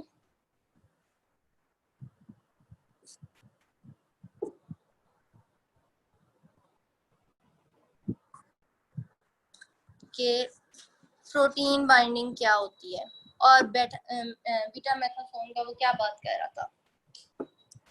अच्छा बीटा मेथासोन जो है ना इसकी अच्छा प्रोटीन बाइंडिंग ये होता है कि आपकी जो ड्रग है ना, अगर आपने फॉर एग्जांपल 5 मॉलिक्यूल्स आपके ब्लड के अंदर है, अब यहाँ पे होती हैं प्रोटीन्स भी, आपको पता है एल्ब्यूमिन है, ग्लोबुलिन्स, पता नहीं कितनी किस्म की प्रोटीन है, सबसे ज्यादा मेजर एल्ब्यूमिन है आपकी बॉडी में, है ना, सबको पता ही होगा। अच्छा अब क्या होता है कि जो नॉर्मली जो होती है ना ड्रग, ये या तो इस तरह फ्री फॉर्म में होती है या फिर वही बात जिस तरह यहाँ पे मैंने स्टीरॉयड का बताया था कि वो ब्लड में जब घूमेगा तो वो एक प्रोटीन के साथ अटैच घूमेगा, तो ये जो है ये बाइंडेड फॉर्म है। इसी तरीके से जो ड्रग, आप जो भी ड्रग लेते हो, जैसे वो स्टीरॉयड हो जैसे कोई और हो, वो प्रोटीन बाइंडिंग फॉर्म में होती है, यानी कि उसके साथ प्रोटीन अटैच होती है जब वो ब्लड में जाती है। तो ये अब ड्रग टू ड्रग वेरी करते हैं। कुछ ड्रग्स होती हैं, अगर आपने 5 मॉलिक्यूल फॉर एग्जांपल आपकी बॉडी में, तो 5 के 5 जो है वो प्रोटीन्स के साथ बाउंड होंगे। लेकिन कुछ ड्रग्स होती हैं, बेशक प्रोटीन जितनी मर्जी पड़ी हो, वो फ्री फॉर्म में रहना पसंद करती हैं ज्यादा। उनमें से थोड़ी सी अगर प्रोटीन बाइंडिंग होगी, 1-2 मॉलिक्यूल अटैच हो जाएंगे, ज्यादातर जो होंगे ना मॉलिक्यूल वो फ्री फॉर्म में रहना चाहिए। अच्छा ये हम क्यों बात करते हैं कि वो ड्रग फ्री फॉर्म में है या वो बाइंडेड फॉर्म में है। एक ड्रग तब तक कभी भी अपना एक्शन शो नहीं करती जब तक वो फ्री फॉर्म में ना हो। ये आपने बात लिख के रख लेनी है कि एक ड्रग जब भी एक्शन करती है वो कब एक्शन अपना शो करती है, अपना रिस्पॉन्स कब शो करती है, जब वो फ्री फॉर्म में होती है। आपके पास एग्जांपल बड़ी अच्छी यहाँ पे आपके पास पड़ी है यहाँ पे ये बाइंडेड फॉर्म में थी, इसने कोई एक्शन शो किया अपना? नहीं ना किया, पड़ी रहेगी यहाँ पे, जब तक ये बाइंडेड रहेगी यहीं पड़ी रहेगी, तब कोई रिस्पॉन्स नहीं होगा। जितना मर्जी आप ले लो, अगर वो सारे बाइंडेड फॉर्म में है वो कुछ भी नहीं करेंगे जब तक कि वो फ्री नहीं हुई। फ्री हुई है तो वो अंदर गई है, उसने अपना रिस्पॉन्स शो किया। ये तो एक एग्जांपल दे रही हूँ ना आपको, मैं आपको हर रिस्पॉन्स में बता रही हूँ। इसी तरीके से हर ड्रग की एक्सक्यूज मी आपी, जी जी आपकी वीडियो क्लियर नहीं आ रही। क्यों, क्या हुआ? पहले भी इस तरह ब्लर ही हो नहीं रही। थी? अब ठीक है कि नहीं? नहीं, अभी भी नहीं। पहले तो ठीक आ रही थी। रुको एक सेकंड, मैंने इसको फिर बंद करके दोबारा चलाती हूँ।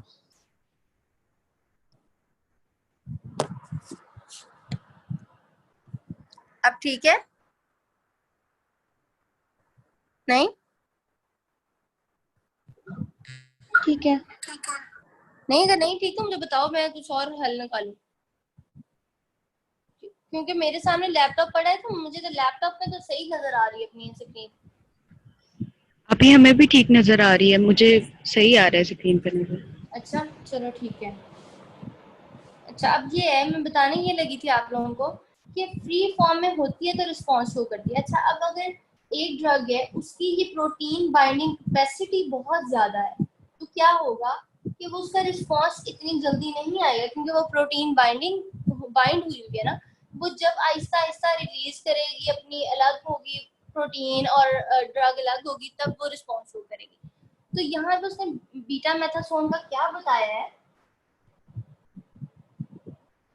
कि उसकी प्रोटीन बाइंडिंग बहुत लो है।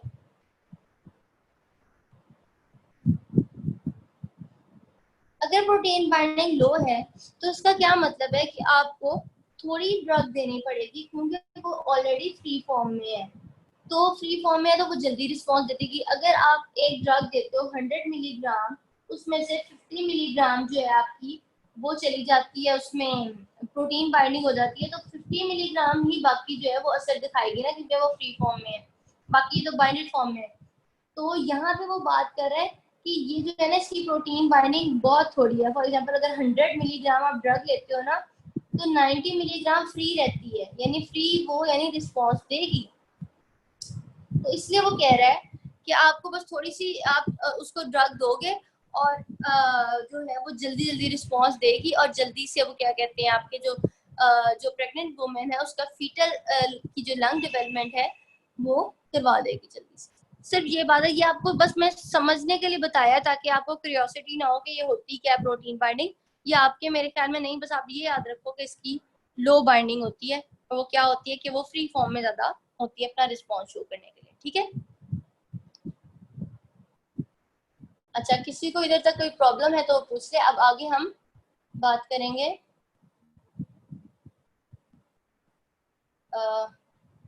मिनरलोकॉर्टिकॉइड। अच्छा ये आगे है। अच्छा ये मिनरलोकॉर्टिकॉइड कोई आपके लिहाज से इतने कोई इम्पोर्टेंट नहीं है, इनको बस आपने एक दफा रीड कर लेना थोड़ा सा। आप वैसे बहुत इजी है, आप लोगों ने पहले भी पढ़ा होगा। अभी एक क्वेश्चन था जी जी कि ग्लूकोकॉर्टिकॉइड्स के जब हमने इफेक्ट्स पढ़े थे ना, तो उसमें एक एंटी इन्फ्लेमेटरी इफेक्ट था। उसके अंदर उन्होंने लिखा हुआ था कि ये ड्रग्स जो हैं वो न्यूट्रोफिल के एक्शन को इंक्रीज करती हैं। तो जब हमें पता है कि इन्फ्लेमेशन में न्यूट्रोफिल्स का बहुत मेजर रोल होता है, तो फिर अगर वो उसको इंक्रीज करेंगी तो फिर इन्फ्लेमेशन इंक्रीज नहीं होगी? यार देखो ना, इन्फ्लेमेशन तो हमने हमारा जो है इन्फ्लेमेटरी जो मीडिएटर्स हैं वो तो मेजरली कौन कर रहा होता है? वो कर रहे होते हैं लिम्फोसाइट, कर रहे होते हैं मैक्रोफेजेस, कर रहे होते हैं। ठीक है? अब ये है कि वो जो है न्यूट्रोफिल्स जो होते हैं वो इंक्रीज क्यों हो रहे होते हैं? क्योंकि आपको पता है, एक आपको जब कोई भी वो आता है बाहर से एजेंट आता है, तो उसके रिस्पॉन्स में कुछ ना कुछ उसने बॉडी ने शो करवाना होता है कि बाहर से कोई चीज आई हुई, या उसको कोप अप करने के लिए कोई ना कोई चीज निकलती है।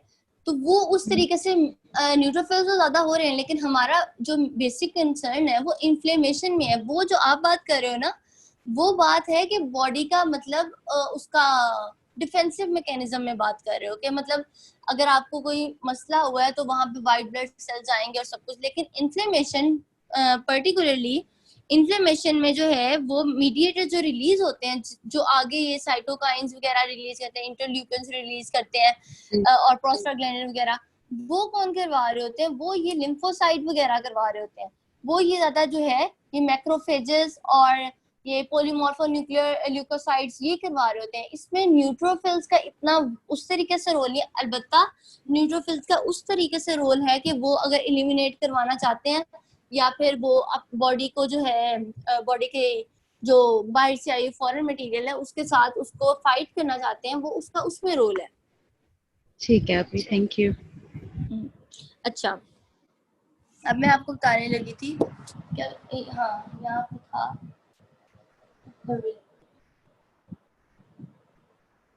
अच्छा ये आपका जो बॉक्स है ना ये बहुत इंपॉर्टेंट है आपकी मैं जो भी बात बता रही हूँ ना ये आपके पेपर और आपके उसके लिहाज से बता रही हूँ।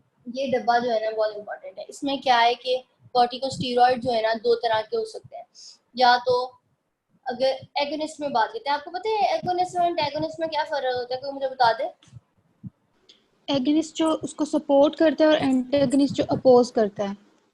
हाँ, ये तो आपने बिल्कुल ठीक बताया, लेकिन मैं इसमें एक बात ऐड करना चाहूंगी कि अगर एक रिसेप्टर है उसके पर एक केमिकल जाके अटैच होता है और अटैच होने के बाद वो कोई उसको रिस्पांस देता है तो वो होगा एगोनिस्ट।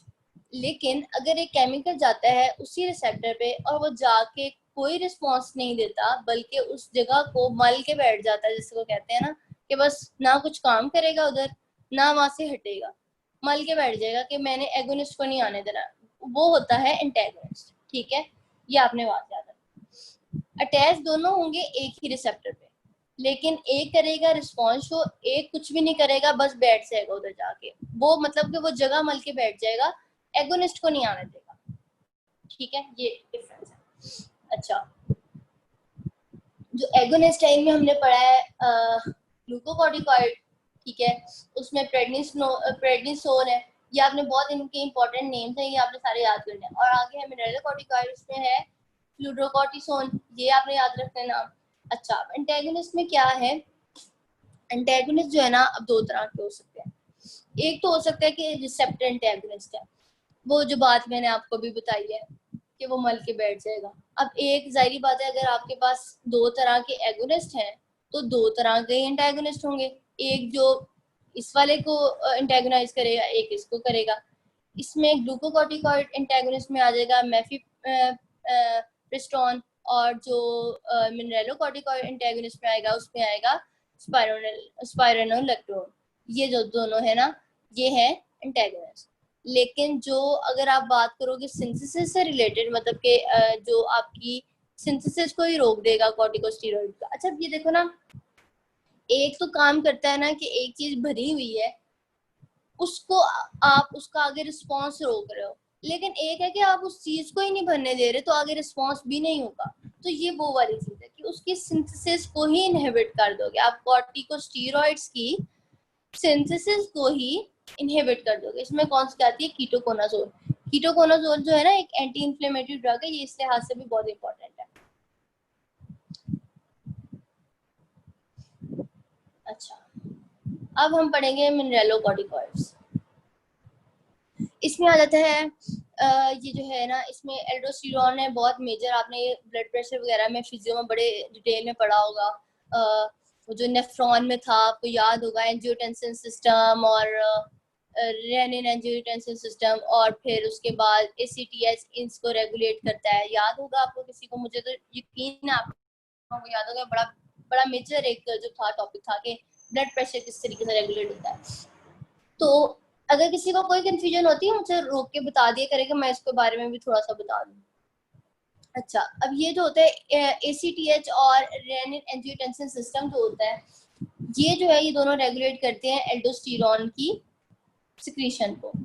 तो अब ये क्या है कि एल्डोस्टेरोन इटसेल्फ किस चीज में इन्वॉल्व होता है? हाइपरटेंशन में। अब अगर एक पेशेंट जो है हाइपरटेंशन का है तो उसमें इस हार्मोन की बहुत ज़्यादा इम्पोर्टेंस है, क्योंकि अगर ये ही ऊपर नीचे हो रहा होगा तो मतलब कि उस पेशेंट में यकीनन यही हार्मोन ऊपर नीचे हो रहा होगा जिसकी वजह से उसकी जो है हाइपरटेंशन कॉज हो रही होगी।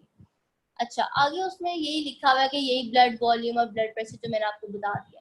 उसके बाद उसने कहा है कि है तो ये एक मिनरेलोकॉर्टिकॉइड। अगेन मैं आपको पूछूं कि मिनरेलोकॉर्टिकॉइड को मिनरेलोकॉर्टिकॉइड क्यों कहते हैं, ये मुझे कोई बताएगा?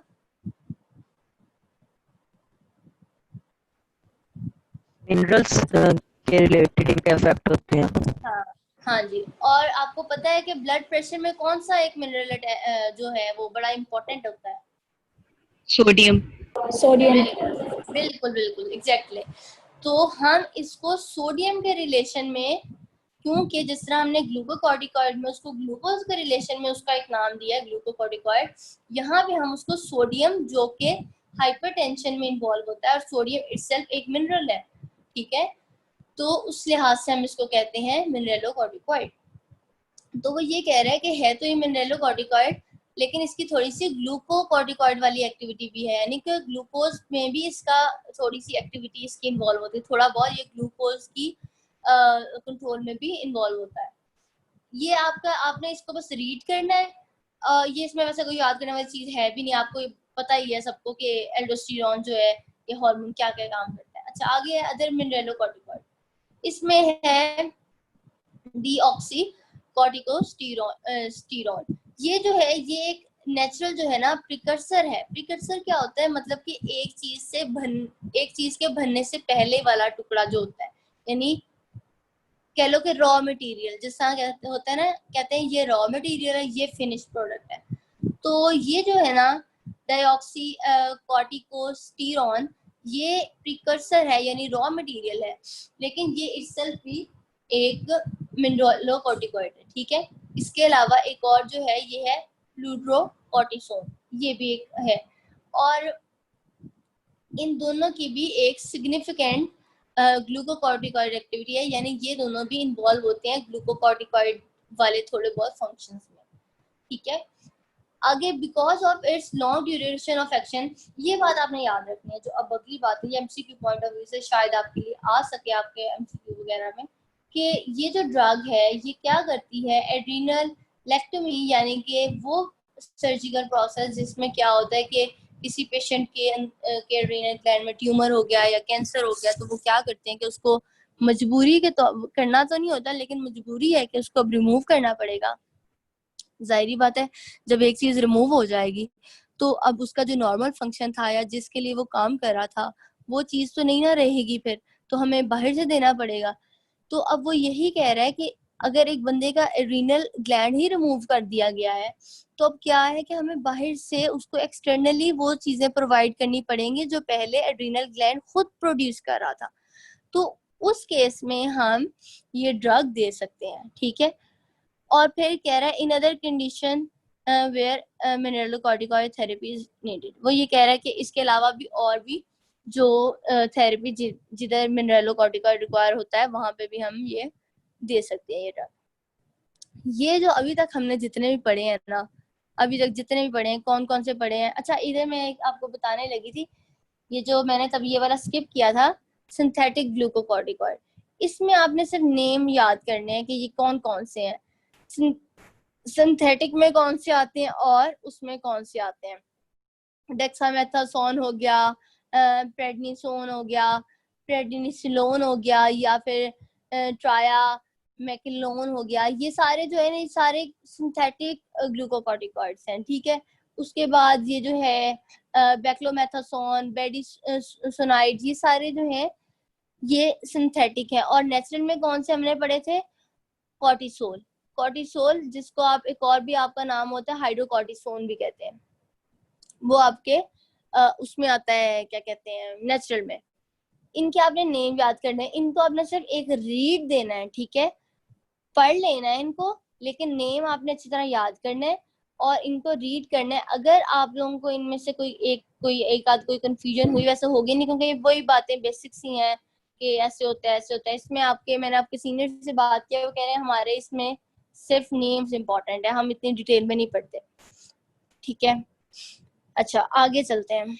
आपका जो इम्पोर्टेंट है ना वो मैं आपको दोबारा बता रही हूँ, क्लिनिकल यूजेस, टॉक्सिसिटी और वो जो मैकेनिज्म और डायग्राम और ऊपर स्टार्टिंग वाला जो डब्बा मैंने आपको पढ़ाया था वो बहुत इंपॉर्टेंट है, लॉन्ग क्वेश्चन के लिहाज से वो आ जाते हैं उसमें से। अच्छा, कॉर्टिकोस्टेरॉइड एंटेगोनिस्ट, एंटेगोनिस्ट अभी जिस तरह एक बच्ची ने बताया कि वो उसका ऑपोजिट इफेक्ट होगा, यानी वो कोई इफेक्ट नहीं शो करेगा। अच्छा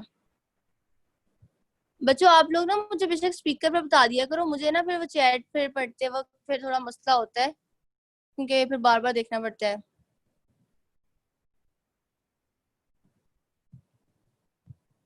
अदर इफेक्ट्स वाला कौन सा कह रहे हो आप सना?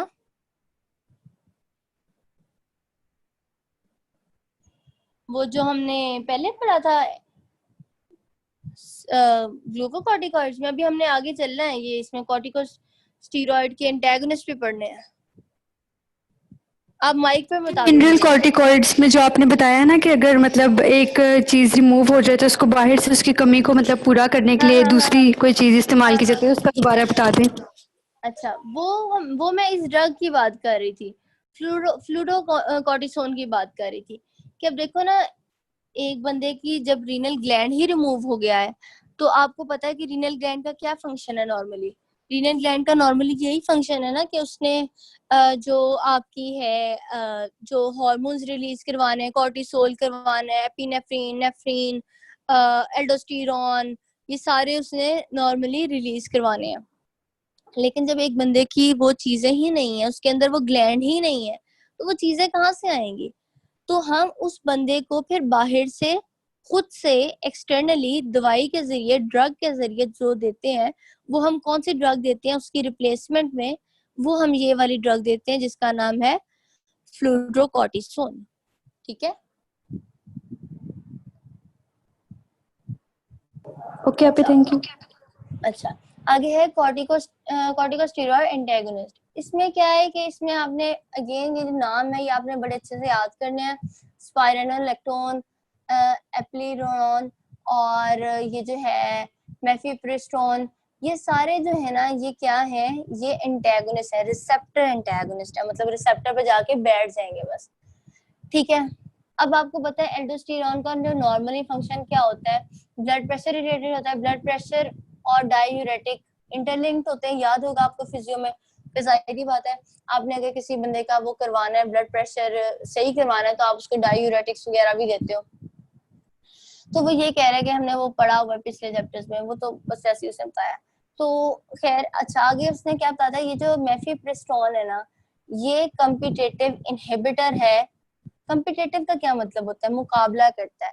एक होते हैं मतलब इनहिबिटर जिसको हम कहते हैं नॉन कम्पिटिटिव, मतलब कि वो उनको कोई फर्क नहीं पड़ता उनके साथ कोई और है कि नहीं, उन्होंने बस खुद जाके बैठ जाएंगे, मतलब उनके पास ज्यादा एनर्जी होती है, ज्यादा ताकत होती है।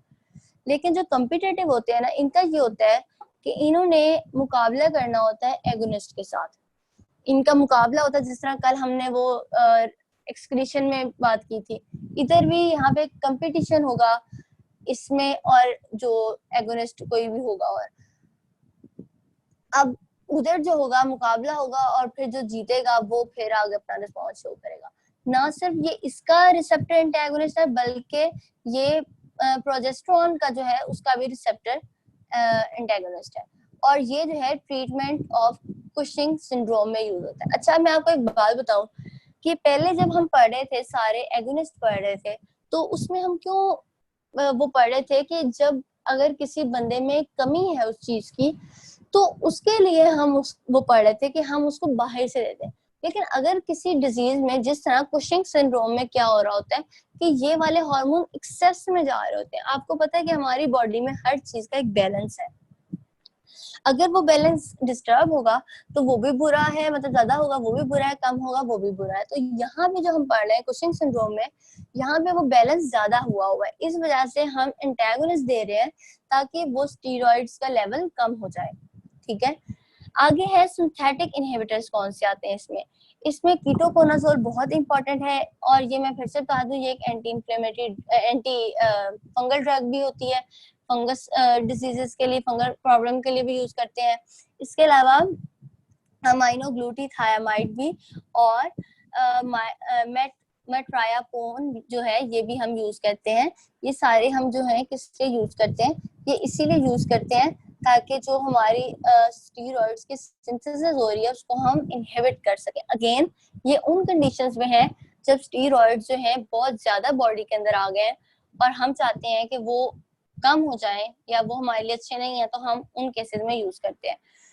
अच्छा, ketoconazole inhibits cytochrome P450 necessary for the synthesis of all steroid and is used in the number of conditions in which reduced steroid levels are desired। वही बात जो मैंने की है कि ये जो कंडीशंस है, ये कंडीशंस आप लोगों ने एक दफा नजर मार लेनी है कौन कौन सी हैं। इनमें जो है ज्यादा स्टीरॉयड हो रहा होता है तो उस लेवल को कम करने के लिए। आगे जो अमाइनो ग्लूटाथाइमाइड है ये क्या करता है, कोलेस्ट्रॉल को ये जो प्रेग्निनोल, एक मुझे खुद नहीं इसका सही तरह प्रोनाउंसिएशन आ रही, प्रेग्निनोल ये जो है ना इसका जो है कन्वर्जन को रोकता है। अब जब ये कन्वर्जन नहीं होगी तो क्या होगा कि यहाँ पे हमारे पास स्टीरॉयड का जो है लेवल जो है वो हमारे पास कम हो जाएगा, वो कोलेस्ट्रॉल की फॉर्म में ही रह जाएगा। और फिर क्या होगा कि हमारे पास एक सर्टेन कंडीशन अटेन हो जाएगी जो हमारी बॉडी को एक्चुअली रिक्वायर्ड है। ठीक है, हम नहीं चाहते कि हमारी बॉडी में एक्सेस हो। अच्छा, it can be also used in conjunction with other drug. वही बात कि और ड्रग्स के साथ इसको ट्रीटमेंट के लिए यूज किया जा सकता है जिसमें एडिनोकॉर्टिकल कैंसर होगा। अब देखो एडिनोकॉर्टिकल कैंसर नाम से ही जाहिर हो रहा है कि एड्रीनल कॉर्टेक्स का जो कैंसर होगा। अब जाहिर होता है एड्रीनल कॉर्टेक्स से कौन कौन से हार्मोन रिलीज हो रहे होते हैं, एल्डोस्टेरोन हो रहा होता है या फिर कॉर्टिसोल हो रहा होता है। अब इन दोनों हार्मोन का जब एक्सेस हो जाएगा, कैंसर में हर चीज का एक्सेस हो रहा होता है, एक्सेस हो जाएगा तो वो हमारे लिए बुरा है, तो हम उस केस में ये ड्रग दे सकते हैं। ठीक है, आगे वो बात करता है कि हम ये जो है मेटायरापोन जो है ये हम किस कंडीशन में देते हैं, जब हमने एक डायग्नोसिस टेस्ट करना होता है किस चीज का, एड्रीनल फंक्शन का। वो इसलिए क्योंकि ये इसकी सिंथेसिस को रोक देगा, कॉर्टिसोल की सिंथेसिस को, और उसके प्रिकर्सर्स की नहीं सिंथेसिस को रोकेगा कॉर्टिसोल के। अब जारी बात है एक चीज की जब सिंथेसिस कम हो जाएगी तो हमें पता लग जाएगा कि ये सिंथेसिस कम हुई है इस ड्रग की वजह से, तो आया ये जो है एड्रीनल फंक्शन नॉर्मल था कि नहीं था। तो इस तरीके से हम जो है डायग्नोसिस टेस्ट कर सकते हैं। तो अब मैं आपको दोबारा बता दूं कि ये आपके लिए इतने ज्यादा इम्पोर्टेंट नहीं है एंटागोनिस्ट वगैरह, आपने इनको रीड करना है लेकिन आपने इनसे गो थ्रू जरूर होना है। ठीक है, ये नहीं करना कि बिल्कुल ही छोड़ देना है, जो पॉइंट एक आध पॉइंट इंपॉर्टेंट है उसको देख भी लेना है, लेकिन ड्रग्स के नाम लाजमी सबके याद करने हैं, बेशक वो जो भी टॉपिक हो, ड्रग्स के नाम आपने नहीं छोड़ने। ठीक है, अब इसमें से किसी का कोई क्वेश्चन है तो वो मुझसे पूछ ले, बल्कि 5 मिनट लें आप लोग, मैं पानी पियाऊं तब तक 5 मिनट लें आप लोग, एक दफा इसको देख लें, आके फिर हम जो है ना इसके क्वेश्चन सॉल्व करते हैं। ठीक है, या फिर आज के लिए बस करना है, अगर टाइम ज्यादा हो गया तो मुझे बता दें। क्वेश्चन सॉल्व करा दें उसके बाद बस करते हैं। चलो ठीक है। अच्छा, कोई बच्चा मेरे लिए ये रीड कर देगा क्वेश्चन, ताकि मेरा ना गला बिल्कुल बैठ गया है, सिर्फ रीड करना है आपने, कोई कर दे। मैं करूं? कर दे। First question है, a 50-year-old woman unknown asthmatic for the past 30 years presented to the emergency department with a 2-year history of worsening breathlessness and cough. Chest आवाज आ रही है? हाँ जी आ रही है। Chest auscultation revealed bilateral polyphonic inspiratory and expiratory wheeze, supplemental oxygen, nebulized albuterol, as well as intravenous methyl prednisone were administered. Which of the following is a pharmacological effect of exogenous glucocorticoid? अच्छा, अब इसमें ना उसने बड़ी लंबी आपको कहानी सुना दी है, ये हुआ है, वो पेशेंट आई है, उसको ऐसे ऐसे खांसी है, उसको सांस नहीं सही आ रहा, और उसके साथ कुछ मसले हैं, वीजिंग वगैरह भी है, और उसको ऑक्सीजन लगी हुई है, नेबुलाइज कर रहे हैं उसको सल्ब्यूटामोल जो कि बीटा ब्लॉकर है मेरे ख्याल में, हाँ, तो या बीटा एगोनिस्ट है, तो ये जो है उसको दे रहे हैं हम ताकि उसकी एयरवेज खुल जाए, या और साथ में हम उसको इप्राट्रोपियन दे रहे हैं जो हम देते हैं ये लंग्स वगैरह के लिए, ताकि उसकी ब्रोंक्यूल्स जो है वो ओपन हो जाए, ताकि उसको सही तरीके से सांस आए। ये सब चल रहा है उसका। और साथ में हमने जो है ना एक इंट्रावेनस मिथाइल प्रेडनिसोलोन दी हुई है, ठीक है। अब वो पूछ रहा है जो हमने एक्सोजीनस कॉर्टिको ग्लूकोकॉर्टिकॉइड दी है, उसका फार्माकोलॉजिकल इफेक्ट इनमें से कौन सा हो सकता है। अब देखो उसने इतनी कहानी आपको बिला वजह के सुनाई है, एंड पे जो प्रेडनिसोलोन है ना, सिर्फ वो आपका मेजर फोकस है। उसने सिर्फ उसका पूछा हुआ है कि इनमें से कौन सा है। मुझे कोई जवाब देगा इनमें से कौन सा, बगैर पीछे से आंसर देखे कि इनमें से कौन सा हो सी सकता है। है, इनहिबिशन ऑफ ल्यूकोट्रिन सिंथेसिस, क्योंकि एंटी इन्फ्लेमेटरी इफेक्ट करेगा।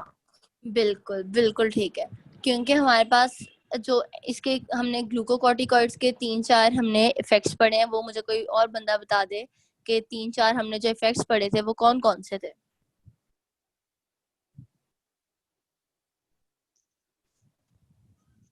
पहले तो ये फर्स्ट ऑप्शन में उन्होंने लिखा हुआ है कि इंक्रीज मसल मास, बल्कि वो डिक्रीज करता है, और फिर हाइपरग्लाइसीमिया करता है इंस्टेड ऑफ हाइपोग्लाइसीमिया।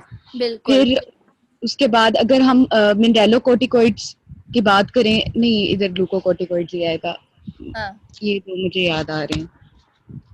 अच्छा। और और एक और भी था कि वो सॉल्ट की रिटेंशन करता है, यहाँ पे लिखा हुआ है एक्सक्रीशन, वो भी गलत है। और फिर हम जो स्टीरॉइड्स, आपको मैंने एक और बात बताई थी कि फास्ट करने के लिए, हीलिंग फास्ट करने के लिए हम देते हैं, ठीक है, इम्प्रूव्ड वोंड हीलिंग, यहाँ पे लिखा है वोंड हीलिंग नहीं, सॉरी, वो जो होता है फीटल लंग्स, सॉरी बताना, उसकी डेवलपमेंट में होता है, तो वो ये यहाँ पे वो नहीं आएगा, ठीक है। अब हमारे पास जो उसने पहले एक और बच्चे ने बताया कि इनहिबिशन ऑफ ल्यूकोट्राइन सिंथेसिस, मतलब कि उसकी सिंथेसिस को रोक देगा। अब अगला कोई और क्वेश्चन रीड करेगा। अच्छा, मैं आपसे पहले पूछ रही, ये लगी थी मैंने, क्वेश्चन मेरा और था, मैं जो आपसे पूछ रही थी कि हमने ग्लूकोकॉर्टिकॉइड्स के इफेक्ट्स कौन से पढ़े हैं। एक था मेटाबॉलिक इफेक्ट्स थे, एक थे कैटाबॉलिक इफेक्ट्स, और एक थे इम्यूनोलॉजिकल इफेक्ट्स, और एक थे एंटी इन्फ्लेमेटरी इफेक्ट्स, और फिर अदर्स इफेक्ट में वो सीएनएस पे और थोड़े बहुत हल्के फुल्के जो और थे वो थे। तो वो मैं वो वाले पूछ रही थी, वो आपने हेडिंग जरूर याद करनी है कि कौन कौन से इफेक्ट के अंदर कौन कौन से रिस्पॉन्सेज होते हैं, ठीक है। अच्छा, अगला पढ़े कोई। A 34-year-old woman with ulcerative colitis has required long-term treatment with the pharmacological doses of glucocorticoid agonist. Which of the following is the toxic effect associated with the long-term glucocorticoid treatment? हाँ, अब long term में कौन सा हो सकता है इनमें से, कोई बताएगा आंसर। ऑस्टियोपोरोसिस। हाँ, यानी बोन्स जो है वो पोरस हो जाएंगे, ठीक है। और हमने पढ़ा था कि जो चिल्ड्रन में ग्रोथ जो है वो उसको कम कर, ग्रोथ इनहिबिट करता है, और इसके बाद हेपेटोटॉक्सिसिटी का हमने कुछ भी नहीं पढ़ा, और ना ये लूपस और ये न्यूप्लाज्म रिलेटेड भी हमने कुछ नहीं पढ़ा ग्लूकोकॉर्टिकॉइड में, ठीक है। अच्छा, आगे चलो, आगे कोई और पढ़े। A 46 years old male patient has Cushing's syndrome due to the adrenal tumor. Which of the following drugs would be expected to reduce the signs and symptoms of this man's disease? अच्छा, मुझे पहले ये बताओ कि Cushing syndrome में होता क्या है, ज्यादा होती है स्टेरॉइड के कम होते हैं? एक्सेस। बिल्कुल, तो हम कौन सी थेरेपी की तरफ जाएंगे? एंटागोनिस्ट वाली थेरेपी की तरफ, ठीक है ना, एंटागोनिस्ट वाली थेरेपी। तो कौन सा हम यहाँ पे यूज करेंगे? कीटोकाइनाजोल।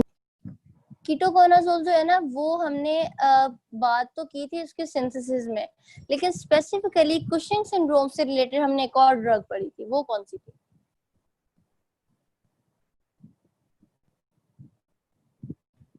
मेफीप्रिस्टोन।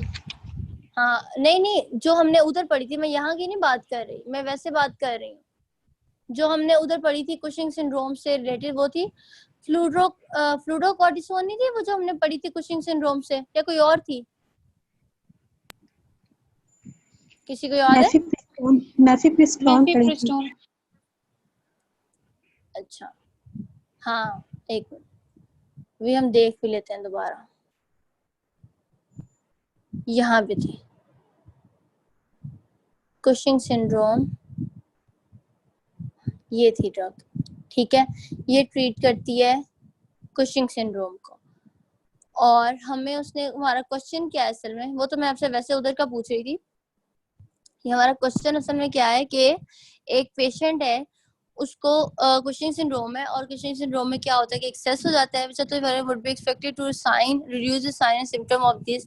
अब देखें, अब इनमें से जो हमारे पास जो आ रहे हैं ना, वो क्या कहते हैं, जिसे कहते हैं एंटागोनिस्ट, या एंटागोनिस्ट, रिसेप्टर एंटागोनिस्ट नहीं है, ये है सिंथेसिस इनहिबिटर है ना, कीटोकोनाजोल, तो ये आंसर आएगा यहाँ पे। लेकिन अगर हम वैसे बात करें कि अगर आपको वो स्पेसिफाई कर दे कि रिसेप्टर एंटागोनिस्ट है, तो आप उसमें ऊपर वाली जो 2 ऑप्शन जो हमने पढ़ी थी अभी, जो मैंने आपको बताई थी, वो वाली कर सकती हैं, या फिर जो कीटोकोनाजोल के साथ और जो हमने ड्रग्स पढ़ी थी वो। लेकिन कीटोकोनाजोल ना बहुत इंपॉर्टेंट है, क्योंकि इसका एंटी फंगल एक्शन भी है, तो ये ज्यादातर जो है ना यही यूज की जाती है, और ये काफी फेमस ड्रग है इस कॉन्टेक्स्ट में। अच्छा, अगला क्वेश्चन कोई और पढ़ेगा?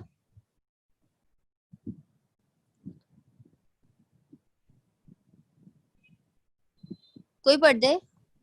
A newborn girl exhibited ambiguous genitalia, hyponatremia, hyperkalemia, and hypotension as a result of genetic deficiency of 21 alpha hydroxylase activity. Treatment consisted of the fluid and the salt replacement and the hydrocortisone administration. In this type of adrenal hyperplasia, in which there is excess production of the cortisol precursors, which of the following describes the primary therapeutic effect of the glucocorticoid administration? अच्छा, अब इसमें फिर again जो है ना, उसने आपको बड़ी कहानी बिला वजह की सुनाई हुई है। असल चीज जो है ना वो ये है, आपको याद है हमने पढ़ा था ऊपर adrenal hyper congenital adrenal hyperplasia में क्या होता है।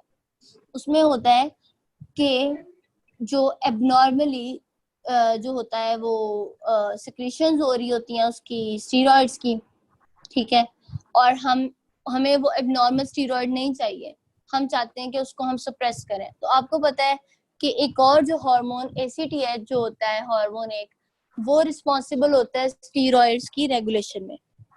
तो हम क्या करते हैं कि हम बाहर से कोई एजेंट ऐसा देते हैं जो इस ACTH को रिड्यूस कर देगा। जब वो ACTH ही रिड्यूस हो जाएगा तो क्या होगा, आगे स्टीरॉइड भी नहीं बनेंगे और हमारा मसला हो जाएगा हल। ठीक है, यहाँ पे सीधी आंसर वही बात कि आपने कंफ्यूज नहीं होना इतनी बड़ी स्टेटमेंट को, आपने अपने रिलेटेड जो इन्फॉर्मेशन है उसको पिक करना है। ये उसने बात किया ग्लूकोकॉर्टिकॉइड से और उसने बात की है एड्रीनल हाइपरप्लेजिया, और उसने ऊपर बता भी दिया है कि वो जो है न्यू बॉर्न है और जेनिटल है, तो वो वही बन रही है कंडीशन। ठीक है, तो हम इसमें क्या करेंगे, उसका सप्रेस कर देंगे ताकि जो एबनॉर्मल स्टीरॉयड है वो ना बने, बल्कि हम एक्सटर्नली उसको अच्छा जो नॉर्मल जो हमारा स्टीरॉयड रिक्वायर होता है वो हम उसको दें। अच्छा, अगला कोई पढ़ दे, 5th है मेरे ख्याल में ये वाला।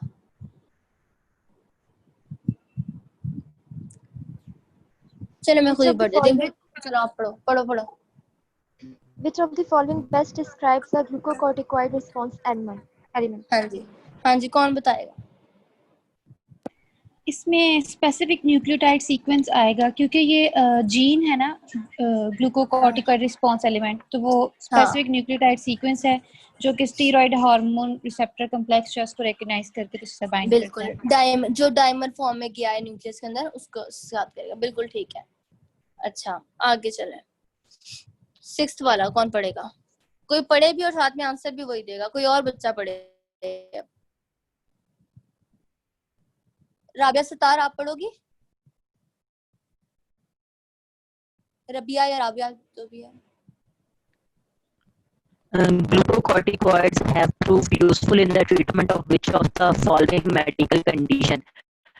Chemotherapy induced vomiting.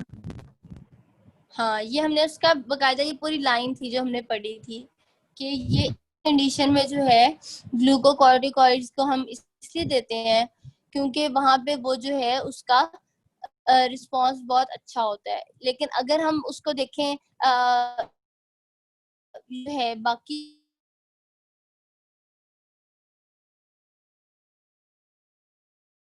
Although glucocorticoid तो ग्लूकोज लेवल इंक्रीज कर रहा होता है, तो हम ट्रीट किस तरह करेंगे? उसके अलावा बाकी चीजें तो बिल्कुल ही आउट ऑफ द वे है, उनमें उनके साथ तो कोई ताल्लुक बनता ही नहीं है। अच्छा, 7th वाला हम पढ़े, कोई और पढ़े? हाँ।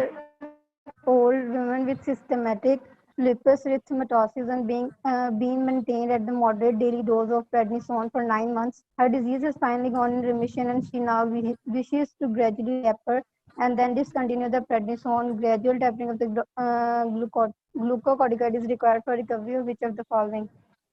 अच्छा, उसने कहा gradual tapering of glucocorticoid is required for recovery which of the following. अच्छा, अब इसमें क्या है कि आपको पता है सिस्टेमिक लुपस एरिथेमेटोसिस में होता क्या है? ये होता है कि एक ये स्किन की कंडीशन है, लेकिन ये होती पूरे सिस्टम में है, यानी पूरी स्किन जो बॉडी की है उसमें इस तरीके से कंडीशन आती है, सिस्टेमिक होती है।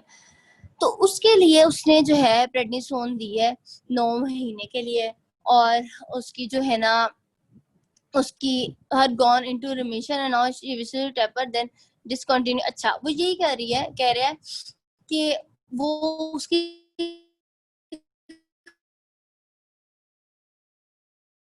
या वो, तो वो उसका बात कर रही है कि वो किस तरीके से करेगा। इसका कोई आंसर देना चाहेगा? ये आंसर होगा क्योंकि हाइपोथैलेमस और पिट्यूटरी ग्लैंड से एसीटीएच की सिक्रीशन और फिर वहां से एड्रीनल सिस्टम की सिक्रीशन को रेगुलेट किया जाएगा। बिल्कुल, एग्जैक्टली इसी तरह है। और इसके अलावा यही है ना कि वहां से वो ये स्टार्टिंग में फिजियो में कि क्या होता है, एक हार्मोन रिलीज होता है, उसके रिस्पांस में जब दूसरा रिलीज करवाता है वो, तो वो पहले की इनहिबिशन करवा देता है कि भाई मेरे पास इनफ आ गया है, अभी थोड़ी देर रुक जाओ, जब ये मेरा खत्म हो जाएगा तो फिर तुम और करना। फिर जब वो थोड़ा रह जाएगा तो फिर से क्या कहते हैं वो एसीटीएच को कहेगा कि भाई और रिलीज करवाओ, फिर वो और करेगा, तो वो प्रोसेस एक चलता रहेगा। तो ये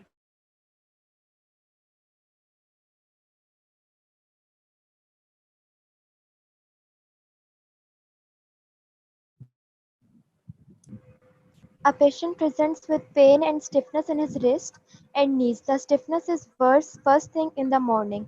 A blood test confirms rheumatoid arthritis. You advise a short course of steroids. Which one of the following is the most potent anti-inflammatory steroid? हाँ हाँ जी, कौन सा होता है? अच्छा, अब ये है कि देखो ना, उसको आर्थराइटिस हुआ हुआ है, उसके बाद जो है वो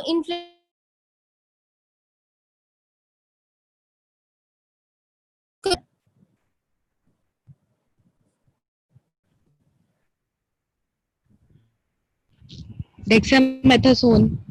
हाँ जी, ये हमने तो ऊपर पढ़ा भी था कि रूमेटिक आर्थराइटिस में हम डेक्सामेथासोन देते हैं।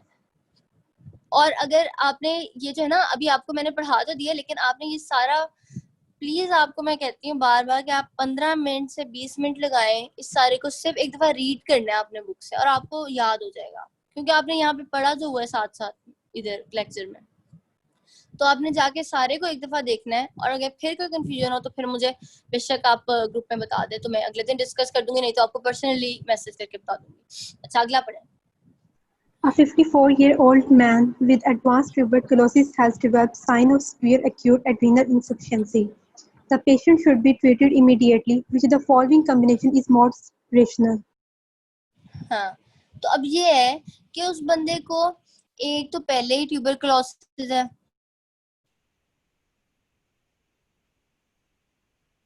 कॉम्प्रोमाइज्ड है, यानी उसमें भी सही तरीके से वो प्रोडक्शन नहीं कर रहा हार्मोन्स की। तो अब जो है आप उसको क्या कॉम्बिनेशन दोगे कि इन दोनों का जो है आप मसला सही कर सको, तो बताएगा?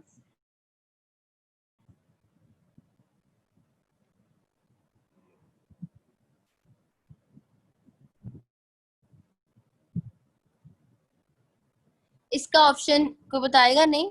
अच्छा चलो, इसका ऑप्शन है बी के मतलब कॉर्टिसोल, क्योंकि उसकी रीनल इनएफिशिएंसी है या इनसफिशिएंसी है। और फिर फ्लूरोकॉर्टिसोन क्यों हम यूज कर रहे हैं? क्योंकि हमने ऊपर पढ़ा भी था, आपको फिर से दिखा देती हूँ।